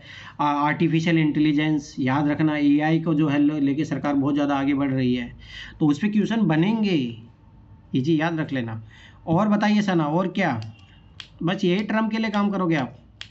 नहीं सर, जैसे साइंस का जैसे इसरो अपना है, तो उसमें जो जैसे गगनयान हो गया या चंद्रयान जो जो लॉन्च हुए हैं अभी लेटेस्ट जो हुए हैं, उसमें कुछ ऐसा पूछ लेगा, ठीक है। और महिलाओं का पूछेगा कुछ, ठीक है। शिवानी अब आप बताइए, शिवानी। पता नहीं सर। क्यों भाई, ट्रम्प उठा के फेंक देगा, तुम्हें पता नहीं है तो। ट्रम्प के पास तुम ऐसे बोलोगे तो ट्रम्प है ना, तोप लगाएगा तो तोप में लगा के उठा के फेंक देगा। चलो युवराज बताइए, युवराज। वो नहीं है सर, है ही नहीं है यहाँ पे। चलो तो भाई स्वाभाविक सी बात है, तुम लोग सबसे पहली बात जो तुम्हें लोगों को बोलनी थी, अरे भाई तुम यूएसए का एग्जाम का बनाना चाह रहे हो तो तुम्हें पता ही नहीं है पेपर का लेवल, तो तुम्हें क्या बनाओगे तुम पेपर? हैं भाई सोचिए, तुम्हें पेपर बुलाने के लिए बुलाया गया, अपन तुम्हें यही नहीं पता भाई कि इनके यहाँ क्या क्वेश्चन पूछे जाते हैं। यूपीएससी के ये क्वेश्चन से नहीं पूछ लोगे जाके वहाँ पे? तो भाई सब एक सी बात है, तुम्हारे पास पेपर रखे जाएंगे, पीवाईक्यूज रखेंगे ना। हाँ पीवाईक्यू। तो सबसे पहले तो आपको भी पीवाईक्यू ही लेके बैठना है, क्योंकि जो एग्जामिनर होता है, अपनी जो ट्रिक क्या है, ये ट्रिक ये है कि एग्जामिनर का माइंडसेट अपने को समझना है कि जो क्वेश्चन सेट कर रहा है वो किस तरीके से सेट कर रहा है, कैसे वो स्टेटमेंट को गलत बनाता है, कैसे सही बनाता है। वो सोचो इतने सारे करंट अफेयर होते हैं, उनमें से यही चीज़ क्यों उठा रहा है। तो भाई तुम सबसे पहले जब यूएसए का सिविल सर्विसेज का पेपर बनाने जाओगे तो पहले देखोगे ना, अच्छा पीवाईक्यू में इस तरीके के क्वेश्चन पूछे हैं, ये लेंथ होती है उनकी क्वेश्चन पूछने का, उनका ऑप्शन बनाने का तरीके ये होते हैं, वो 4 स्टेटमेंट ऐसे बना रहे हैं, 3 स्टेटमेंट ऐसे बना रहे हैं, उनके पास क्या क्या वेराइटी है, क्या क्या वेराइटी ऑफ ऑप्शन बनाने के तरीके हैं, फिर वो उनके लिए कौन कौन से इंपॉर्टेंट टॉपिक होते हैं। तो यही तो चीज़ें सब पीवाईक्यू से पता लगता है कि इंपॉर्टेंट थीम क्या है, क्वेश्चन बनाने का पैटर्न क्या होता है, ऑप्शन बनाने का पैटर्न क्या होता है, ठीक है, बच्चों को कैसे पेपर को लेंथी बनाया जाता है, कैसे जो है यूपीएससी फैक्ट देके उलझा देती है बच्चों को, कहाँ जो सीसेट में जो है फालतू के क्वेश्चन होते हैं जो करने लायक नहीं होते हैं, वो कैसे पहचाने हम कि हाँ ये क्वेश्चन करने लायक नहीं, एग्जामिनर ने फंसाने के लिए क्वेश्चन दिया है हमें। तो ये जब सारी चीज़ें आप जानोगे नहीं तो कैसे भाई आप करोगे, वो सब एक सी बात है, खुद सोचिए ना कैसे कर लोगे आप ऐसी चीज़ें। तो ये चीज़ें आपको कहाँ से पता लगेगी, जब आपको भाई पेपर दिखेंगे। तो ये मान के चलो जो आपकी बात 2026 का पेपर बना रहा है, उसके सामने भी 2011 से लेके 2025 तक के पेपर रहेंगे, या उधर मान के चलो 1994 से, ठीक है, मेरा उधर जाना, मेरा माना है, देखो मैंने एक चीज़ देखा है, उतना ज़्यादा पीछे नहीं जाना है, अपने को यहीं रहना है। तो यहाँ सोचो उसके पास, उस एग्जामिनर के पास ये पेपर है, पहली बात उसको पेपर बनाना है, पहले उसको 100 क्वेश्चन बनाना है, ध्यान से समझना। अब उसको 100 क्वेश्चन बनाने हैं तो उसके पास लगभग यहाँ पे 1500 क्वेश्चन तो यहीं पे है उसके पास। वो यहाँ से क्वेश्चन तो हो सकता है कि जैसे बहुत बार ले लेता है यूपीएससी, डायरेक्ट क्वेश्चन उठा के पूछ लेता है, पर कम ही मान के चलो कम ही पूछता है। जैसे 2021 जरूर 8-10 क्वेश्चन एकदम डिक्टो रिपीट हो गए थे, पर होते हैं रिपीट। अब ध्यान से समझना, वो यहाँ से क्या करता है कि पहले तो कि अच्छा क्वेश्चन किस टाइप के बनाने हैं, स्टेटमेंट कितने देने हैं, लेंथी कैसे बनाना है, ऑप्शन कैसे बनाना है, वो यहाँ से सीख लिया। दूसरा उसने ये चीज़ सीखी कि अच्छा इंपॉर्टेंट थीम क्या है, ये लोग कैसे क्वेश्चन पूछते हैं, लैंग्वेज क्या देते हैं क्वेश्चन की। अब जैसे ये देखो, ये डाटा है, ये डाटा गलत है, अब वो सोचेगा ना भाई अच्छा ये समझ बात है, ये डाटा कोई याद भी नहीं कर पाएगा, पॉसिबल नहीं, तो वो फंसाएगा यहाँ पे, ठीक है। अब ये देखो लगातार 5 बजे लगातार ड्रास्टिकली, ये देखो यहाँ पे स्टेडली डिक्रीज, अब ऐसे वर्ड से खेलेगा वो, क्योंकि देखो जैसे एग्जामिनर को मिल गया ना यहाँ पे, ठीक है। अब सबाई की बात अगली चीज़ की, अरे ये दहन से, तो ये सारे ऑप्शन क्यों आंसर देके रखा है, अरे भाई सबाई की बात है कल ही गलत प्रूफ हो सकता है, तो वो हमेशा ट्राई करेगा कि मैं ऐसा क्वेश्चन बनाऊँ ही नहीं जहाँ मैं चैलेंज हो जाऊँ, ठीक है। तो ये चीज़ याद रखना। दूसरी बात मैं फिर बता रहा हूँ, क्या तो आंसर की भी आने वाली है, तो जल्दी आंसर की आ जाएगी तो स्वाभाविक सी बात है कि वो पहले से बचेगा, क्योंकि अब उसको वेरीफाई करके आंसर भी बताना पड़ेगा। नहीं तो पहले ऐसा होता था, मतलब देखो अलग अलग एग्जामिनर बॉडी का अलग अलग प्लान होते हैं। जैसे देखो कुछ एग्जाम, मतलब कुछ संस्थाएं क्या करती है, जैसे आप जो क्वेश्चन बना रहे हो, एक व्यक्ति से क्वेश्चन लिया जाता है, आंसर को दूसरा व्यक्ति बनाता है। पहले ऐसे होता था, मतलब होता है भी है, बहुत जगह ऐसे होता है, ठीक है। नहीं तो क्योंकि है ना, और अब क्या होता है कि जैसे अब क्या होगा, देखो यूपीएससी को अगले दिन ही आंसर की देनी है, तो स्वाभाविक सी बात है वो क्या करेगा, जिस एग्जामिनर से क्वेश्चन बनाएगा ना उससे आंसर भी बनवाएगा वो। पर हाँ उनको ये नहीं पता होता कि हमारा क्वेश्चन सेलेक्ट होगा या नहीं होगा, ये बात याद रखना कि वो बहुत सारे लोगों से क्वेश्चन बनवाता है, फिर आखिरी में छांटा जाता है कि अच्छा इन क्वेश्चनों को हम लेंगे। ये बात याद रखना कि क्वेश्चन पेपर ऐसे ही बनता है। तो स्वाभाविक सी बात है कि वो अब एग्जामिनर जो है आंसर जब वेरीफाई करके दे रहा है, तो स्वाभाविक सी बात है उसकी रिस्पॉन्सिबिलिटी और ज़्यादा बढ़ जाएगी। तो वो ट्राई करेगा कि मैं आलतू फालतू ऐसे क्वेश्चन ना पूछ लूँ जिसका कोई आंसर ही ना हो या भविष्य में गलत साबित हो जाए। तो वो अब जो पेपर बनाएगा या पहले जो पेपर बनाते थे, वो याद रखना कि बहुत सचेत अवस्था में बनाएगा। पीसीएस की तरह नहीं, परंतु यहाँ यूपीएससी में इन चीज़ों का थोड़ा ध्यान रखा जाएगा, ये बात याद रख लेना। तो ये चीज़ें अब आपको इसीलिए जो है पीवाईक्यू बार बार देखने हैं, एग्जामिनर का माइंडसेट चेक करने के लिए, ठीक है। तो आप जब तक आपको पीवाईक्यू आप नहीं देखोगे तो यूपीएससी तैयारी कैसे, ट्रम्प का पेपर कैसे बना दोगे भाई आप, स्वाभाविक सी बात है, सोचिए लॉजिक, ठीक। अब देखो अगली चीज़, सच के आसपास का झूठ पकड़ना आपके। भाई इसकी जगह क्या छुपा रह सकता है। अब देखो यहाँ ध्यान से समझना, जैसे ये डेटा है, अब सोचो 22,236, भाई 235 भी तो हो सकता है, हो सकता 35 पॉइंट कुछ कुछ हो, कितनी पॉसिबिलिटी है, तो हजारों पॉसिबिलिटी है। तो इसको एग्जामिनर देखो, अब ध्यान से लॉजिक समझना है, सच के आसपास का झूठ। अब देखो ये स्टेटमेंट है, कक्षा पृथ्वी की भूमध्य रेखा के समतल होती है। अब यहाँ देखो एक ये क्लू है कि यहाँ पे घुमा सकता है, और भूमध्य रेखा की जगह क्या कर सकता है, कर्क रेखा कर सकता है, मकर रेखा कर सकता है। ध्यान से समझना है लॉजिक, बस इसके अलावा कुछ ही नहीं कर पाएगा। कक्षा वर्ताकार होती है, अब हाँ यहाँ वो ऑप्शन बना सकता है कि दीर्घ वर्ताकार होती है, ठीक है, या जो है सब एक सी बात है होती है इलिप्स, ऐसे बहुत सारे प्रकार होते हैं। अब ये सोचिए, ये तो बहुत लंबा फैक्ट हो गया ना, बहुत लंबा फैक्ट हो गया। तो एग्जामिनर इनमें ज़्यादा दिमाग लगाने से अच्छा है कि देखो कोई भी हो, इतना जो है ज़्यादा, देखो मनुष्य का जो दिमाग है ना वो लेजी है, वो ज़्यादा दिमाग नहीं लगाना चाहेगा कि हाँ मैं यहाँ गलत बना दूँ, यहाँ गलत, नो, वो बनाता है हमेशा डाटा फैक्ट में। ठीक, यहाँ देखो ये डाटा फैक्ट दे दिया, ये वर्ड जोड़ दिया, तो यही जो मैं डेली जो काम दूंगा ना उसमें यही पकड़ना है आपको कि यूपीएससी एग्जामिनर को कहाँ दिमाग लगाता है वो। जैसे यहाँ देखो नवकरणीय दे दिया, ऐसे नवकरणीय देखो यहाँ इजीली देखो, सब अच्छी बात है। ये क्या था, नॉन रिन्यूएबल है, सोचो इसको हटा दो, ये स्टेटमेंट सही बन जाएगा। ऐसे छोटी छोटी जगह गेम खेलता है वो। ये देखो यहाँ पे जो है, यहाँ पे गेम खेलता है वो, ठीक है। यहाँ पे जो है देखो ये 5 ईयर शेली जो है डाटा।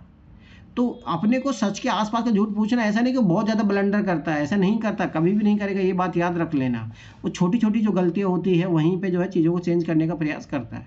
तो अपने को वही चीज़ें पकड़ना है कि वो कहाँ कर सकता है। तो यही चीज़ अपन जो है PYQ के थ्रू सीखेंगे कि वो कहाँ कहाँ गलतियाँ करता है, गलत स्टेटमेंट कैसे बनाता है, क्या उसके पीछे लॉजिक होता है, गलत स्टेटमेंट बना क्यों रहा है वो।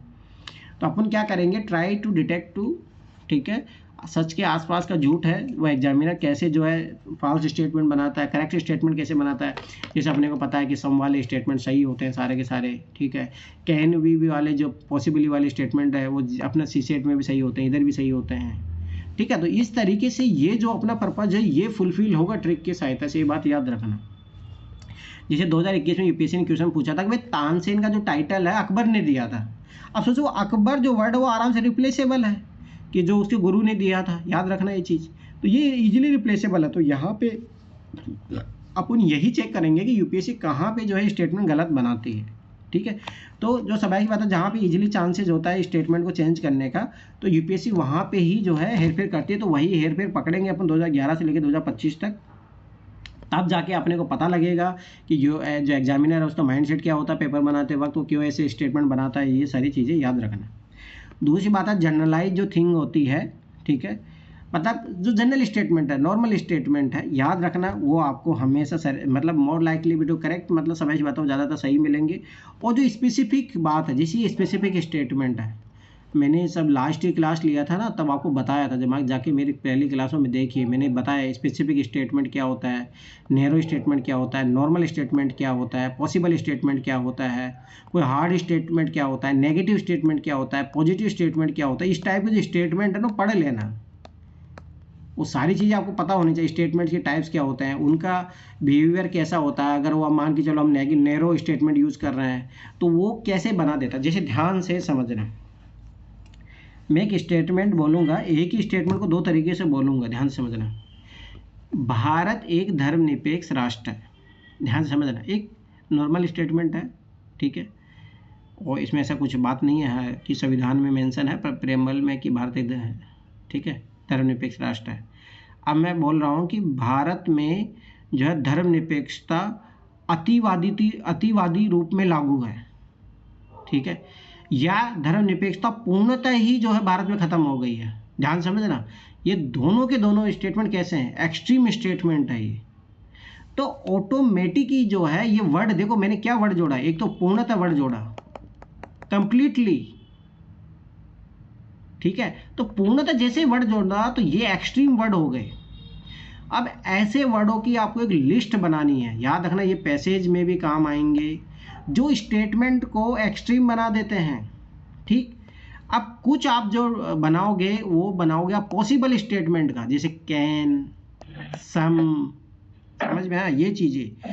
तो ये आपको जब ये काम करोगे आप, ये मैं जब ट्रिक दूंगा डेली काम आपको, तो आप उसमें ये देखो पैसेज में भी काम आएंगे। मैं पहले बता रहा हूँ जो स्टेटमेंट को पॉसिबल बनाते हैं, ठीक है, जो मैंने 1 वाली ट्रिक बताई थी 1, जैसे स्विट्जरलैंड जो है स्वर्ण उत्पादक राज्यों में एक है, हाँ तो हो सकता है ना, एक तो है ही। भारत अग्रणी राज्यों में, मतलब सौर ऊर्जा के उत्पादन में भारत जो है एक अग्रणी राज्यों में एक है, तो क्या दिक्कत है, वो कोई गलत स्टेटमेंट बन ही नहीं सकता वो। तो ये चीज़ याद रखना। तो कैन सम हो गया, वन हो गया। अरे एक्सट्रीम स्टेटमेंट वाले जैसे ऑटोमेटिकली, ठीक है, ऑटोमेटिकली को सेल ही होता है, ठीक है, स्टेडली डिक्रीज इंक्रीज, इस टाइप के स्टेटमेंट जो है वो गलत होते हैं, ठीक है। तो ये जो सारे स्टेटमेंट कितने टाइप्स के होते हैं, वो स्टेटमेंट कैसे बनते हैं, ये चीज़ आपको सीखनी है, ठीक है। दूसरी बात, कुछ स्टेटमेंट जो नैरो स्टेटमेंट होते हैं, नैरो, वो याद रखना, वो गलत होते हैं। और जो वाइडर स्टेटमेंट होते हैं, वाइडर, ठीक है, वो जो है सही होते हैं। अब जैसे कोई बहुत स्पेसिफिक बात कर रहा है, ठीक है, जैसे यही कक्षा बस इतने की तुंगता पर होती है, ठीक है, तो एकदम फिक्स स्टेटमेंट हो गया, ये नैरो स्टेटमेंट हो गया। नैरो स्टेटमेंट गलत होने के चांसेस हो जाएंगे, ठीक है। अब ये देखो, बायोस्फीयर से सड़कों की ऊपरी सतह बिछाना पारिस्थितिक अनुकूल है, अभी एकदम वाइड स्टेटमेंट हो गया।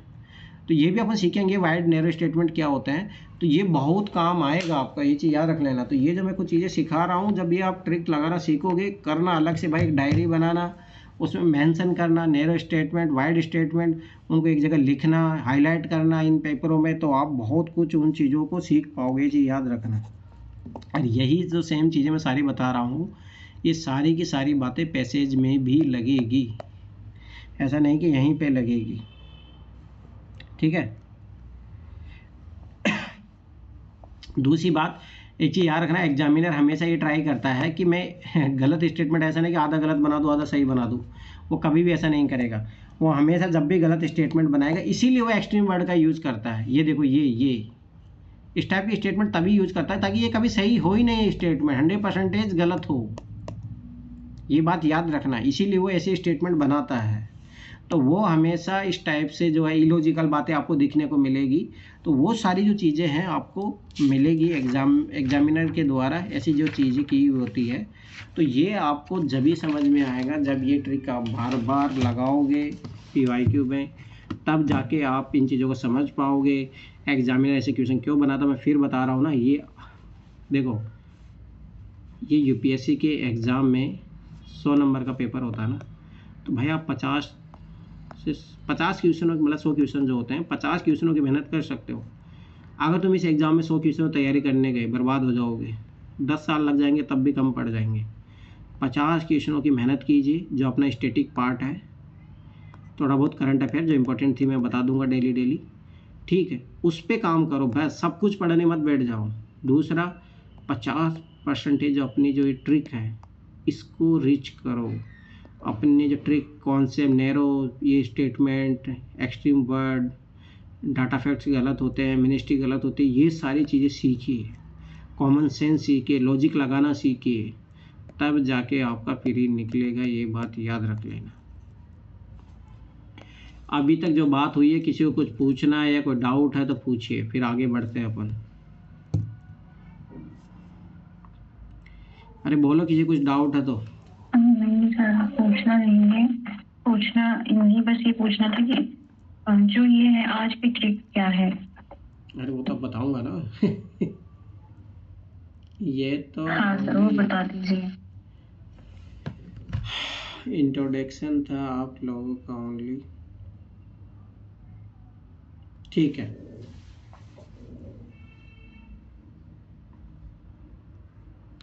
तो देखो, पहला ट्रिक नंबर 1,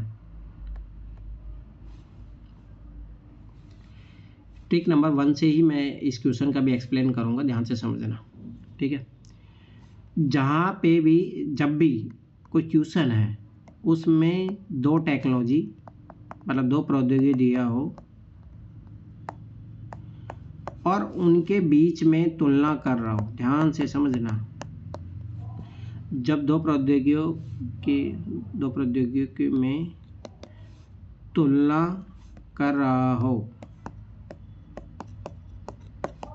तो याद रखना, न्यू जो टेक्नोलॉजी होगी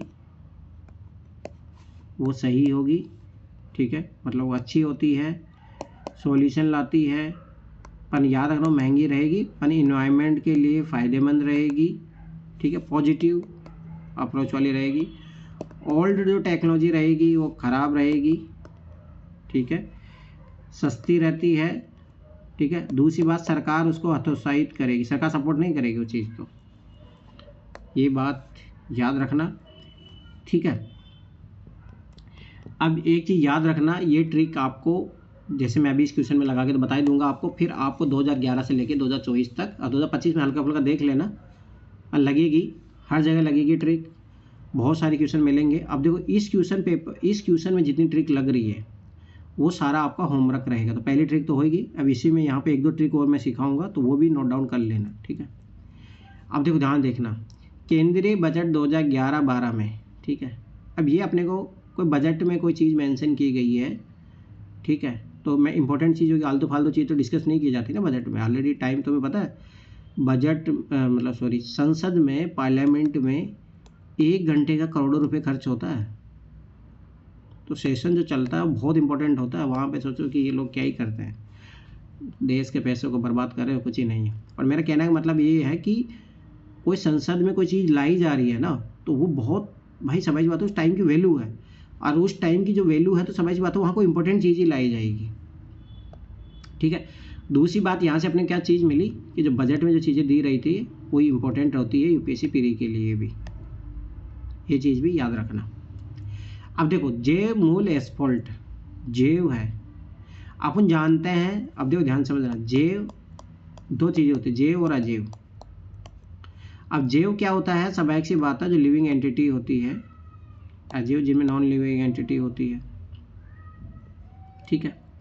अब जैसे मान के चलो कि जैसे ये मतलब ये रिन्यूएबल होती है, ये नॉन रिन्यूएबल होती है, पहली बात, ठीक है। अब देखो जैव मूल एस्फॉल्ट पर सीमा शुल्क की पूरी छूट प्रदान की गई है। अब सोचिए कि कोई चीज़ मैंने उस टाइम बताया कि कोई अच्छी चीज़ होगी, पॉजिटिव चीज़ होगी, तभी उस पर छूट प्रदान की जाती है। तो पहली ट्रिक, अब ये देखिए यार ना, वो एक ट्रिक तो हो ही गई, ट्रिक नंबर 1। ये ट्रिक नंबर 2 है, जब क्वेश्चन की जो है थीम जो है पॉजिटिव हो, याद रखना, ये दूसरी ट्रिक बता रहा हूँ, पहले बता रहा हूँ, याद रखना, इसमें 3-4 ट्रिक बताऊँगा, तो इन 3-4 ट्रिक पे काम करना है आपको। अल्लाह अभी 2-3 दिन दूंगा आराम से, कोई दिक्कत नहीं है, ठीक है। देखो दूसरी थीम ये है, मतलब ट्रिक ये है कि जो क्वेश्चन की थीम पॉजिटिव हो, देखो मैंने पॉजिटिव कैसे बनाया कि भाई सीमा शुल्क पे छूट दी जा रही है, ये जैव है तो मतलब रिन्यूएबल है तो सरकार प्रमोट कर रही है, समय की बात है। तो याद रखना जो पॉजिटिव होता है क्वेश्चन की थीम, तो उसके जो ऑप्शन होते हैं वो भी पॉजिटिव होने चाहिए, मतलब पॉजिटिव का पॉजिटिव इम्पैक्ट, नेगेटिव का नेगेटिव इम्पैक्ट, ये ट्रिक याद रखना। तो इसी ट्रिक में आ जाएगी ये दोनों, मतलब जहाँ सकारात्मक अगर क्वेश्चन का थीम है तो उसके सकारात्मक वाले ही स्टेटमेंट सही होंगे, अगर क्वेश्चन का थीम नकारात्मक है तो नकारात्मक के मतलब नेगेटिव के नेगेटिव स्टेटमेंट ही सही होंगे, मतलब नेगेटिव क्वेश्चन के नेगेटिव स्टेटमेंट जो है वही सही होंगे। तो ये बात याद रखना। अब देखो मैं पहले पॉजिटिव ट्रिक वाले से क्वेश्चन करवा रहा हूँ, अब ये कोई पॉजिटिव चीज़ है इसीलिए छूट वूट दी जा रही है इसको, तो समझ बात अपन वो इन स्टेटमेंट को खोजेंगे जहाँ पॉजिटिव बातें हो रही हो। देखो चौथा स्टेटमेंट पढ़ो, बायो एस्फॉल्ट से सड़कों की ऊपरी सतह बिछाना पारिस्थितिकी के अनुकूल है। अब ये वर्ड याद रखना पॉजिटिव, ये देखो ना यूपीएससी बहुत जगह इस वर्ड का यूज करेगा, और ये कितनी अच्छी बात है भाई, इन्वायरमेंट के जो आप इसको सड़कों पे यूज़ करोगे बायो एस्फॉल्ट को, तो ये इको फ्रेंडली है। अब ये लिख लेना अपनी डायरी में, इको फ्रेंडली वर्ड, ये हमेशा पॉजिटिव वाले में लिख लेना। तो आप एक ट्रिक मतलब ये जो दूसरी ट्रिक में उसमें बनाना, तो पॉजिटिव वर्ड कौन कौन से हैं जिनसे यूपीएससी स्टेटमेंट को सही बनाती है। Eco friendly is very very positive word, तो ये 100% अपना सही हो गया। इसीलिए मैंने बोला था बाइलिंगुअल पेपर निकलाना, क्योंकि हिंदी में कुछ चीज़ें समझ में नहीं आती। अब जैसे यहाँ से इको फ्रेंडली कितने अच्छे से समझ में आ गया ये वर्ड, ठीक है। तो अब देखो मैंने ये आंसर क्यों मारा, मतलब चौथा सही है, मतलब चौथा स्टेटमेंट सही हो गया, चौथा स्टेटमेंट सही हो गया तो ये ऑप्शन अपना गया, ठीक है। ध्यान से समझना ये चीज़। अब ये हो गया, अब आगे पढ़ते हैं अपन। यहाँ देखिए बायो एस्फॉल्ट जो है जैव अपशिष्ट पदार्थों से निर्मित हो सकता है, ये सकता वाला पॉसिबिलिटी, कैन बी, तो ये भी पॉजिटिव वर्ड में यूज़ कर लेना कि मतलब या उसमें यूज़ कर लेना, पॉसिबल स्टेटमेंट कैसे बनते हैं, ठीक है। तो पॉसिबल, अब मैं यहाँ से एक क्वेश्चन पे सिखाऊंगा, अभी आपको खुद से करना है आपको ये काम। तो ये पॉसिबल स्टेटमेंट कैसे बनाए जाते हैं जो सही होते हैं पॉसिबल स्टेटमेंट, ठीक है। तो पॉसिबल स्टेटमेंट सही होते हैं, तो ये एक अलग से ट्रिक है, ठीक है। तो ये चीज़ याद रखना, पॉसिबल स्टेटमेंट देखो कैन से बना रहा है, ठीक है।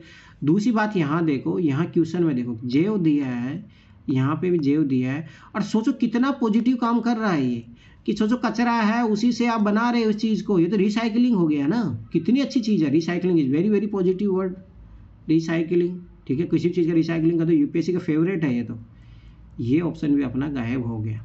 तो ये दो स्टेटमेंट अपने सही हो गए। अब आगे बढ़ते हैं अपन। अब ध्यान से समझना, यहीं पे एक और ट्रिक आएगी, ट्रिक नंबर 3। ये क्या बोला है, बायो एस्फॉल्ट जो है अनवकरणीय साधनों से निर्मित हो सकता है। अरे भाई यहाँ बोल रहा है कि जैव अपशिष्ट पदार्थों से निर्मित हो सकता है। ये देखो निर्मित हो सकता है, निर्मित हो सकता है, पीछे से मिल रहा है, तो इन दोनों से एक, जब याद रखना। अब यहाँ ट्रिक नंबर 3 लिखिए। ट्रिक नंबर 3 है, जब दो कथन एक जैसी बात कर रहे हैं या समान दिख रहे हैं, कर रहे हैं या समान दिखते हैं, तो उनमें से एक सही होता है और एक गलत। अच्छा, हाँ बोलिए। स्टार्टिंग से भी बायोस्फीयर से शुरू हो रहा है ऐसा? नहीं, पर यहाँ पीछे से देखो ज़्यादा वो सिमिलर साउंड हो रहा है ना, हो सकता है, निर्मित हो सकता है, ये ज़्यादा साउंड हो रहा है ना। हाँ ऐसे स्टार्टिंग नहीं, पर तो मतलब देखो ज़्यादा कहाँ से भाई, यहाँ से तो एक ही वर्ड मिल रहा है ना, पर ज़्यादा यहाँ देखो 3-4 वर्ड मिल रहे हैं। जब दो कथन एक जैसी, या देखो सेंस देखो ना, दो ये एक ही बात कर रहा है कि अनवकरणीय साधनों से निर्मित होता है, या बोला जैव का मैंने क्या बताया अभी, रिन्यूएबल।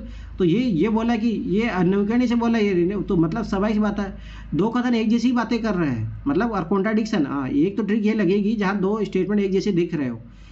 एक ट्रिक नंबर 4 लिखिए। ट्रिक नंबर 4 होगी, दो कथन जब एक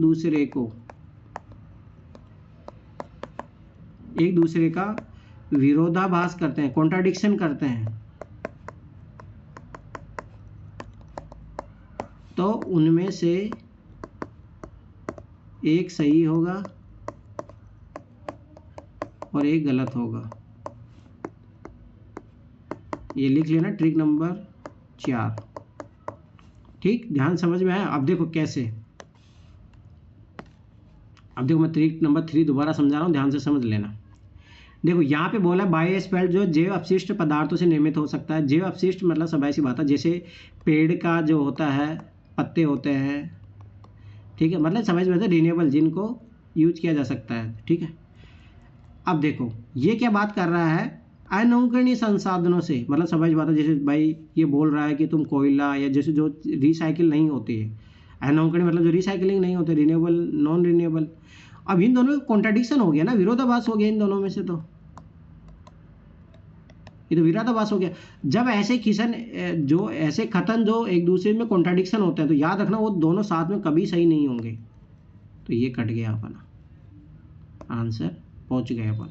एक तो ये चीज़ लग रही है इसमें, दूसरा क्या लग रहा है, देखो ये साधनों से निर्मित हो सकता है या पदार्थों से निर्मित हो सकता है, जो सिमिलर कथन हो और समान दिख रहे हो, याद रखना ऐसे, तो उन दोनों स्टेटमेंट में से एक ही सही होगा, दोनों कभी सही नहीं होंगे। तो उस तरीके से भी कट जाएगा। समझ में आया। तो ये ट्रिक नंबर 3 और 4 भी मैंने समझा दिया है। अब आगे पढ़िए, ध्यान से समझना ये चीज़। तो पहली चीज़ पॉजिटिव का, ये पॉजिटिव देख ही चुके थे, ये भी पॉजिटिव देख चुके थे। अच्छा भाई सी बात है, ये तो नेगेटिव स्टेटमेंट हो जाएगा ना, अनवकरणीय, तो भाई सबाई सी बात है नेगेटिव है इन्वायरमेंट के लिए, सबके लिए, ठीक है। तो ये नेगेटिव है। दूसरी बात इसमें क्या ट्रिक लग रही थी, विरोधाभास भी है एक दूसरे के, ये दोनों स्टेटमेंट एक दूसरे को काट रहे हैं। दूसरा दोनों समान दिख रहे हैं, तो समान दिखते हैं, वहाँ पे भी एक ही स्टेटमेंट सही होता है, ठीक है।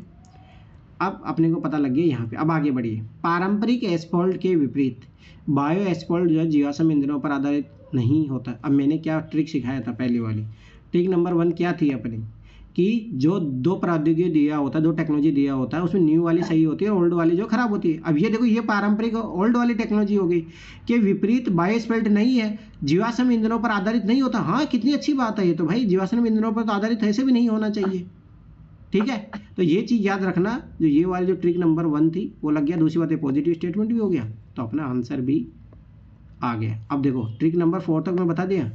ट्रिक नंबर 5 देखिए, अब ध्यान से समझना। इधर मैंने क्या बोला था कि जो क्वेश्चन है, अगर ये ट्रिक नंबर 5 लिखिए पहले।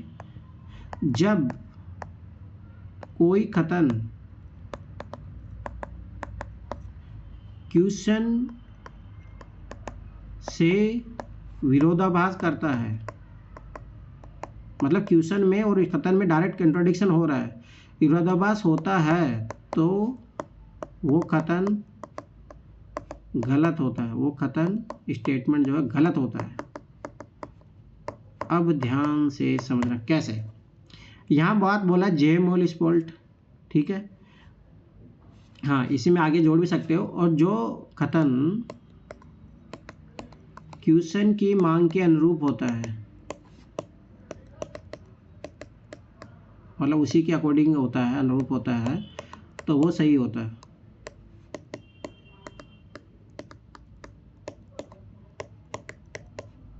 अब देखो यहाँ पे ध्यान देखना, यहाँ पे जेव म्युनिसिपैलिटी की बात कर रहा है, ये देखो यहाँ पे जेव। तो मैंने क्या अभी ये सिखाया कि जो क्वेश्चन के अनुरूप ही वो स्टेटमेंट होता है तो वो सही होता है। दूसरी मैंने क्या ट्रिक सिखाई, ट्रिक नंबर 5, कि जब कोई क्वेश्चन यहाँ पे जेव म्युनिसिपैलिटी की बात कर रहा है, और जेव मूल अपन जानते हैं कैसे होता है, रिन्यूएबल होते हैं। अब ये देखो अनवकरणीय बता रहा है, तो ये डायरेक्ट क्वेश्चन के साथ कॉन्ट्राडिक्शन कर रहा है। क्वेश्चन के साथ जब कोई भी स्टेटमेंट कॉन्ट्राडिक्शन करेगा, याद रख लेना वो स्टेटमेंट कभी भी सही नहीं होगा। देखो इसको जैसे ही काटोगे आप, आंसर आपका आ जाएगा। ये चीज याद रखना। अब सोचो एक क्वेश्चन में 5 ट्रिक लग रही है भाई, आप कैसे कैसे, मैं वही बोला हूँ ना भाई, अब की बार मेहनत कर लो खुद से। अब जैसे आज मैंने 5 ट्रिक बता दी, आपके वीक सप्ताह भर का काम हो गया है। अब ये 5 ट्रिक आप सारे पेपरों में आपको लगानी है, ये 5 चीज़। उसके अलावा जो मैंने बताई, जो वर्ड भी छाट लेना, पॉसिबल स्टेटमेंट कैसे बनाए जाते हैं, वो कोई स्टेटमेंट को सही कैसे बनाता है, ये भी काम लिख लो। तो सप्ताह भर का काम बता ही देता हूँ। 5 ट्रिक तो ये हो गई। अब ये आपको सारे जो है क्वेश्चन पेपर में लगानी है। दूसरी छठी चीज़, छठा जो वर्क है, मतलब ये सप्ताह भर का काम हो गया आपका। छठा जो है काम कि पॉसिबल स्टेटमेंट, पहले तो ये स्टेटमेंट कितने, कथन कितने प्रकार के होते हैं, पहले तो ये बना लेना। कथन कितने प्रकार के होते हैं, possible statement, positive statement, negative statement. अब इनको यूपीएससी जो है कौन से वर्ड्स की सहायता से बनाता है, कौन से वर्ड्स जिनकी सहायता से बनाता है। जैसे यहाँ पे देखो कैन जो है पॉसिबल वाला स्टेटमेंट हो गया, ठीक है। ये देखो ये पॉजिटिव वर्ड वाला हो गया, पॉजिटिव एटीट्यूड मान लो। तो ऐसे वर्ड्स की आपको लिस्ट बनानी है। ये छठा, ये याद रखना, यही चीज़ आपको पैसेज का भी काम है, ये पैसेज में भी काम आएगी आपको यही चीज़, ठीक है सर। अब रुको, ये हो गया आपका सप्ताह भर का काम हो गया, मतलब 5 ही काम ये कर लेना। अब ये देखो, जैसे अब ये ट्रिक मैंने सिखाई है, अब ये देखो मैं सिखा देता हूँ एक और जगह मतलब कैसे आपको अब देखना है ये स्टेटमेंट। 2011 से लेकर 2024 तक के पेपर में तो देखना ही है, 25 तक के पेपर में भी देख लो तो अच्छी है, 24 तक तो जरूर देखना ही है।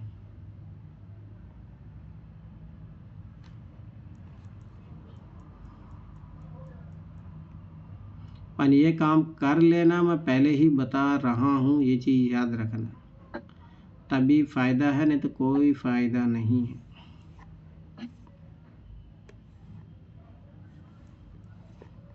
जो अभी सिखाया था वो देखना कैसे, अगर उस ट्रिक को सीख गए तो देखो कैसे क्वेश्चन सॉल्व होता है।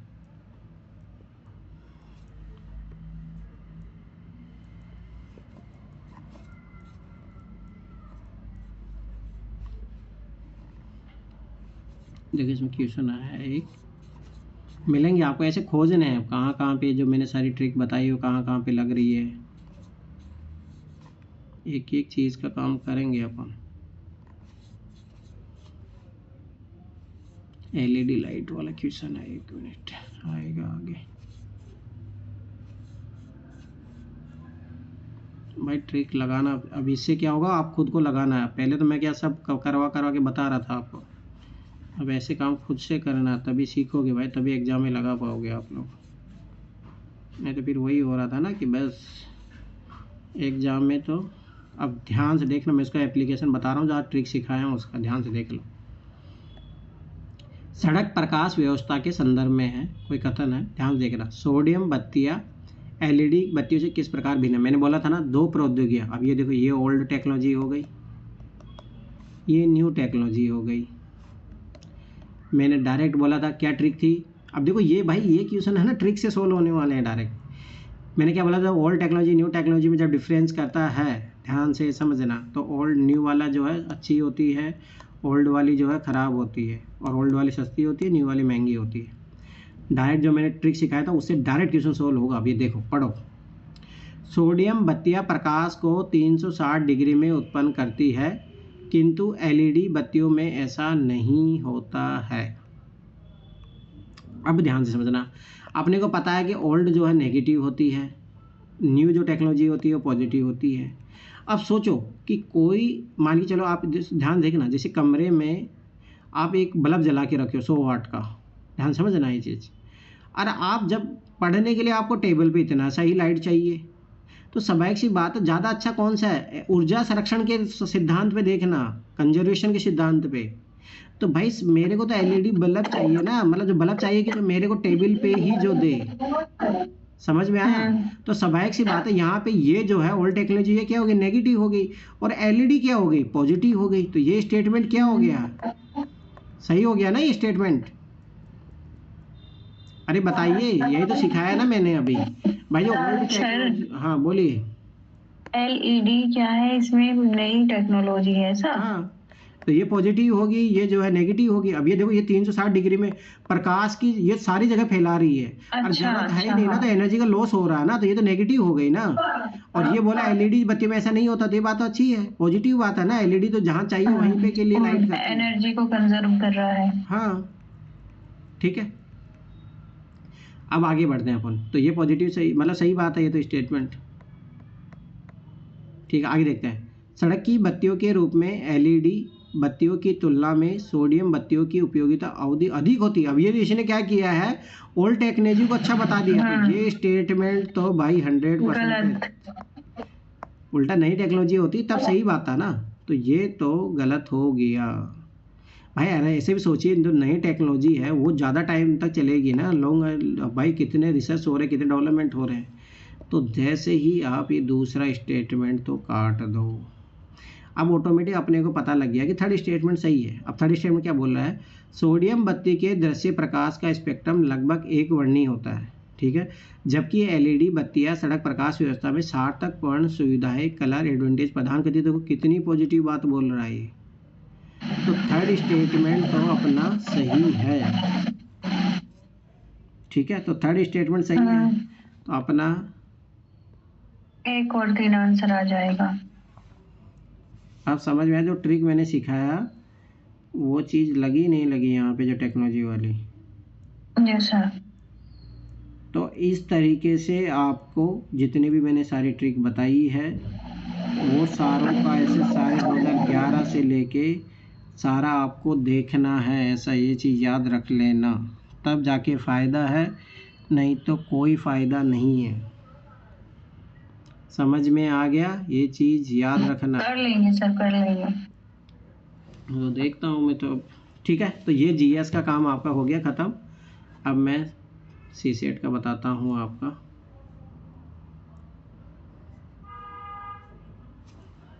सीसेट में पहले पैसेज का देखो, पैसेज का तो मैं उधर ही बता दिया था, पर फिर भी एक बार इधर बता देता हूँ। एक ट्रिक सिखा रहा हूँ, ध्यान से देखना, बस वो ट्रिक पे काम कर लेना, बहुत जगह मिलेगी आपको ये। जहाँ पे पैसेज में ये बात बोले कि सरकार इनकेपेबल है, मतलब सामर्थ्य नहीं है, मतलब सरकार की नेगेटिव छवि करे, नेगेटिव नकारात्मक छवि दिखाए, याद रख लेना वो स्टेटमेंट क्या होंगे, गलत होंगे। और जो पॉजिटिव इमेज दिखा रहे हैं सरकार की, मतलब नॉर्मल सेंस में, ऐसा मैंने बहुत ज़्यादा कि हाँ सरकार ये काम कर देगी, 10 दशक में भारत चाइना से आगे निकल जाएगा, ऐसे नहीं। पॉसिबल वे में अगर पॉजिटिव बात कर रहा है तो वो स्टेटमेंट सही होंगे, पर अतिवादी नहीं, अतिवादी गलत होंगे, एक्सट्रीम वर्ड। तो ये पैसेज में देखना, बहुत जगह आपको ये ट्रिक मिलेगी, तो ये पैसेज वाली ट्रिक पे काम कर लेना, ठीक है। अब आती है आपका एक जो मुझे कॉन्सेप्ट सिखाना है, उसके आपको क्वेश्चन करने हैं। रुकिए,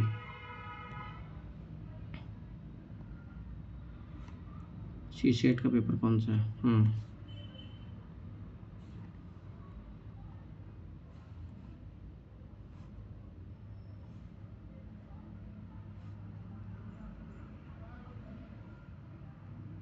ओपन क्यों नहीं हो रहा?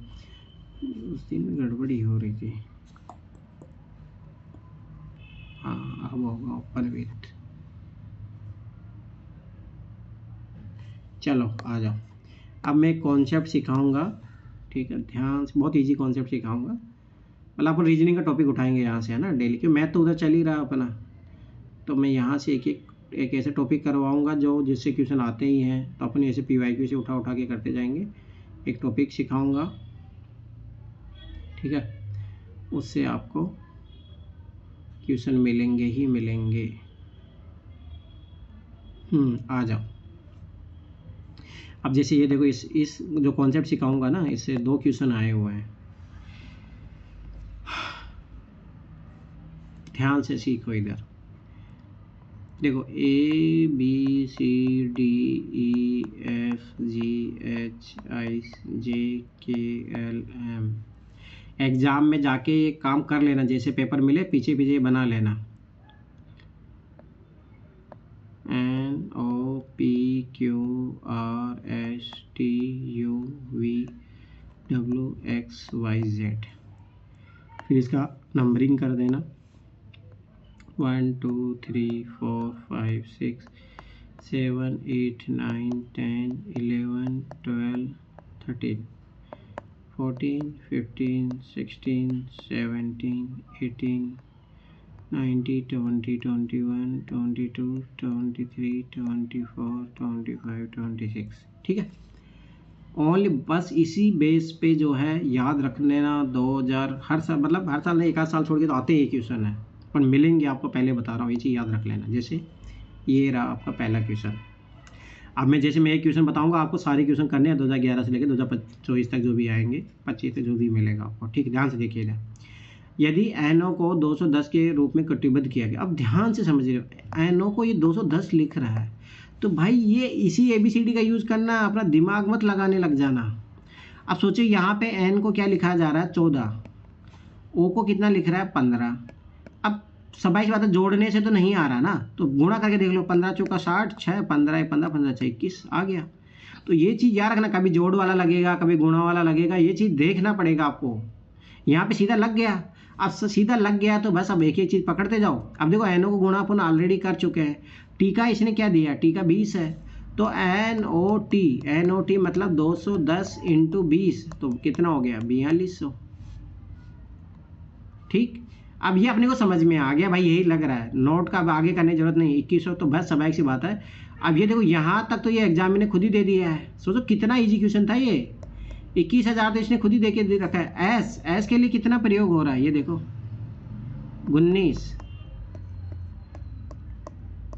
से कम 19। अब देखो पहाड़े में फिर बता, 19 38 39 आ गया आंसर। बताइए समझ में आया? Yes sir. याद रखना, यही क्वेश्चन आपको 2020 में मिलेगा। सोचो मुझे ये एग्जाम में 2020 में मेरे ये क्वेश्चन सॉल्व हो जाता, मैं पास हो जाता सी-सेट में, इसलिए बता रहा हूँ भाई, समझिए। तो ये कॉन्सेप्ट नंबर आज का आपका 1 हो गया है। इस पे बेस जितने भी क्वेश्चन आए वो कर लेना, ठीक है। अब ये देखो, ये भी सिखा देता हूँ, ध्यान से समझो, ये भी इसी से रिलेटेड है, मतलब इसी के सराउंडिंग। अब देखो, हाँ इसमें कॉन्सेप्ट नहीं, रुक रहने दो, यही रहने देते हैं, यही रहने देते हैं। ये कॉन्सेप्ट अलग है, अलग क्या है, ऐसा तो सिमिलर ही है, पर इसके बाद में देखा जाएगा। चलो ठीक है, तो ये कॉन्सेप्ट वाले क्वेश्चन कर लेना जिसमें ऐसा कुछ दिया हो। चलो ठीक है, किसी कुछ पूछना हो या समझ में आ गया कॉन्सेप्ट, इससे रिलेटेड जितने भी क्वेश्चन है वो कर लेना। डेली एक एक ऐसे कॉन्सेप्ट कराऊंगा, मंडे, ट्यूसडे, वेडनेसडे, ठीक है, थर्सडे फ्राइडे तो अपन उधर चलेगी क्लास। और उधर लगभग इस वीक का तो मैं जीएस का सारा काम मिल चुका है, जीएस का। अरे हाँ, करंट अफेयर का टॉपिक तो नोट डाउन कर लो। करंट अफेयर का देखो ध्यान से समझ लेना। पहला इज वेरी वेरी इंपॉर्टेंट जो क्वेश्चन आएगा FTA। तो भाई आप इसमें है नहीं FTA पढ़ो जाके, इसमें आपको क्या करना है, सबसे पहले ट्रेड एग्रीमेंट क्या होता है वो पढ़ना है। ट्रेड एग्रीमेंट के टाइप कितने होते हैं, भारत ने किन किन कंट्री के साथ कौन कौन से ट्रेड एग्रीमेंट करके रखे हैं, ये FTA क्या होता है, ये टाइप्स में आएगा। FTA क्या होता है, ठीक है, FTA किस तरीके से लागू होता है, क्या होता है, इसका टैक्स रेट क्या होती है। ऐसे याद रखो, FTA मतलब ये था ना कि 0% हो जाता सबके। नाउ इसी यूरोपियन यूनियन के साथ हुए ना, तो कुछ पे 0 हो जाएंगे, कुछ पे कम हो जाएंगे, ऐसा रहता, सब कुछ रहता है इसमें। ऐसा नहीं कि देखना यूपीएससी स्टेटमेंट बनाएगा जहाँ फंसाएगा कि हाँ इसमें सारी दरें जो है 0 हो जाती है सब टैक्स की। नो, तो ये मतलब आपको ट्रेड एग्रीमेंट वाला कॉन्सेप्ट पढ़ना है पहले स्टेटिक्स में जाके, फिर जो है इसके टाइप, इंडिया किन किन के साथ करके रखा है, ये सब सारी चीज़ें, ठीक है, ये चीज़ याद रख लेना। ये करंट अफेयर का टॉपिक है, इसको अच्छे से कर लेना। डेली करंट अफेयर का एक टॉपिक दूंगा। चलो ठीक है, किसी को पूछना तो पूछिए। नहीं सर, हो गया। चलो सर मैं पूछ रही थी, हाँ बोलिए। सर जो जैसे रीजनिंग आपने समझाया कि ऐसे सारे क्वेश्चन करने हैं, तो वो जीएस पेपर मतलब 2011 से 24 तक के में क्वेश्चन में ढूंढ कर करना है उन्हें। हाँ, इस टाइप के जो क्वेश्चन आए हैं वो 2011 से लेकर 2024 तक CCET के पेपर में करना है आपको। और सर वो जैसे ज्योग्राफी का भी बोले, वो ऐसे ही सब करना है। ज्योग्राफी का मैंने क्या बोला, वो पहले स्टार्टिंग में बोले थे सर, वो थोड़ा समझ नहीं। अरे जो मैंने ट्रिक सिखाया है वो ट्रिक आपको सीखनी लगानी है 2011 से लेकर 2024 तक के पेपर में। ओके सर, ठीक है सर, थैंक यू। ठीक है, ज्योग्राफी का तो टेस्ट बोले हैं सर, ज्योग्राफी, इकोनॉमी। हाँ सर, वो अपने आप अपनी तरफ से पढ़िए। जैसे मैं मेरी तरफ से ज्योग्राफी का वो जो क्वेश्चन पूछने का काम कंप्लीट हो ही जाएगा, तो आप जो खुद से भी टेस्ट दे सकते हो। जैसे मान के चलो आपके फरवरी महीना जो मिला है ज्योग्राफी, इन्वायरमेंट, इकोलॉजी और इकोनॉमी का टेस्ट लगाने के लिए मिला है। मार्च का जो मिला है आपका जो है पॉलिटी, मॉडर्न हिस्ट्री, साइंस। तो वो टेस्ट कहाँ से देंगे? टेस्ट वो विजन के टेस्ट में भेज तो दिया ग्रुप में आपको, कहाँ सो रही हो आप। तो वो तो सर मैंने देखा, तो उसमें सर सब्जेक्ट वाइज थोड़ी होगा, उसी में से करना है, वो मैं पूछ रही थी। सब्जेक्ट वाइज है, उसमें जाके देखिए आप, टेस्ट मिलेंगे आपको, उसमें सब्जेक्ट वाइज है। तो आप जो पढ़ते जा रहे हो उसको पढ़ते पढ़ते जाइए, लगाते जाइए अपने अकॉर्डिंग, क्योंकि मैं देखो मेरे अकॉर्डिंग तो कुछ चलोगे नहीं, तो वो अपने अकॉर्डिंग मैनेज कीजिए तो ज़्यादा अच्छा रहेगा वो चीज़, ठीक है। जी सर। चलो ठीक है, और किसी कुछ पूछना है? नहीं सर। चलो ठीक है, फिर बाय बाय, गुड नाइट, कल मिलते हैं फिर।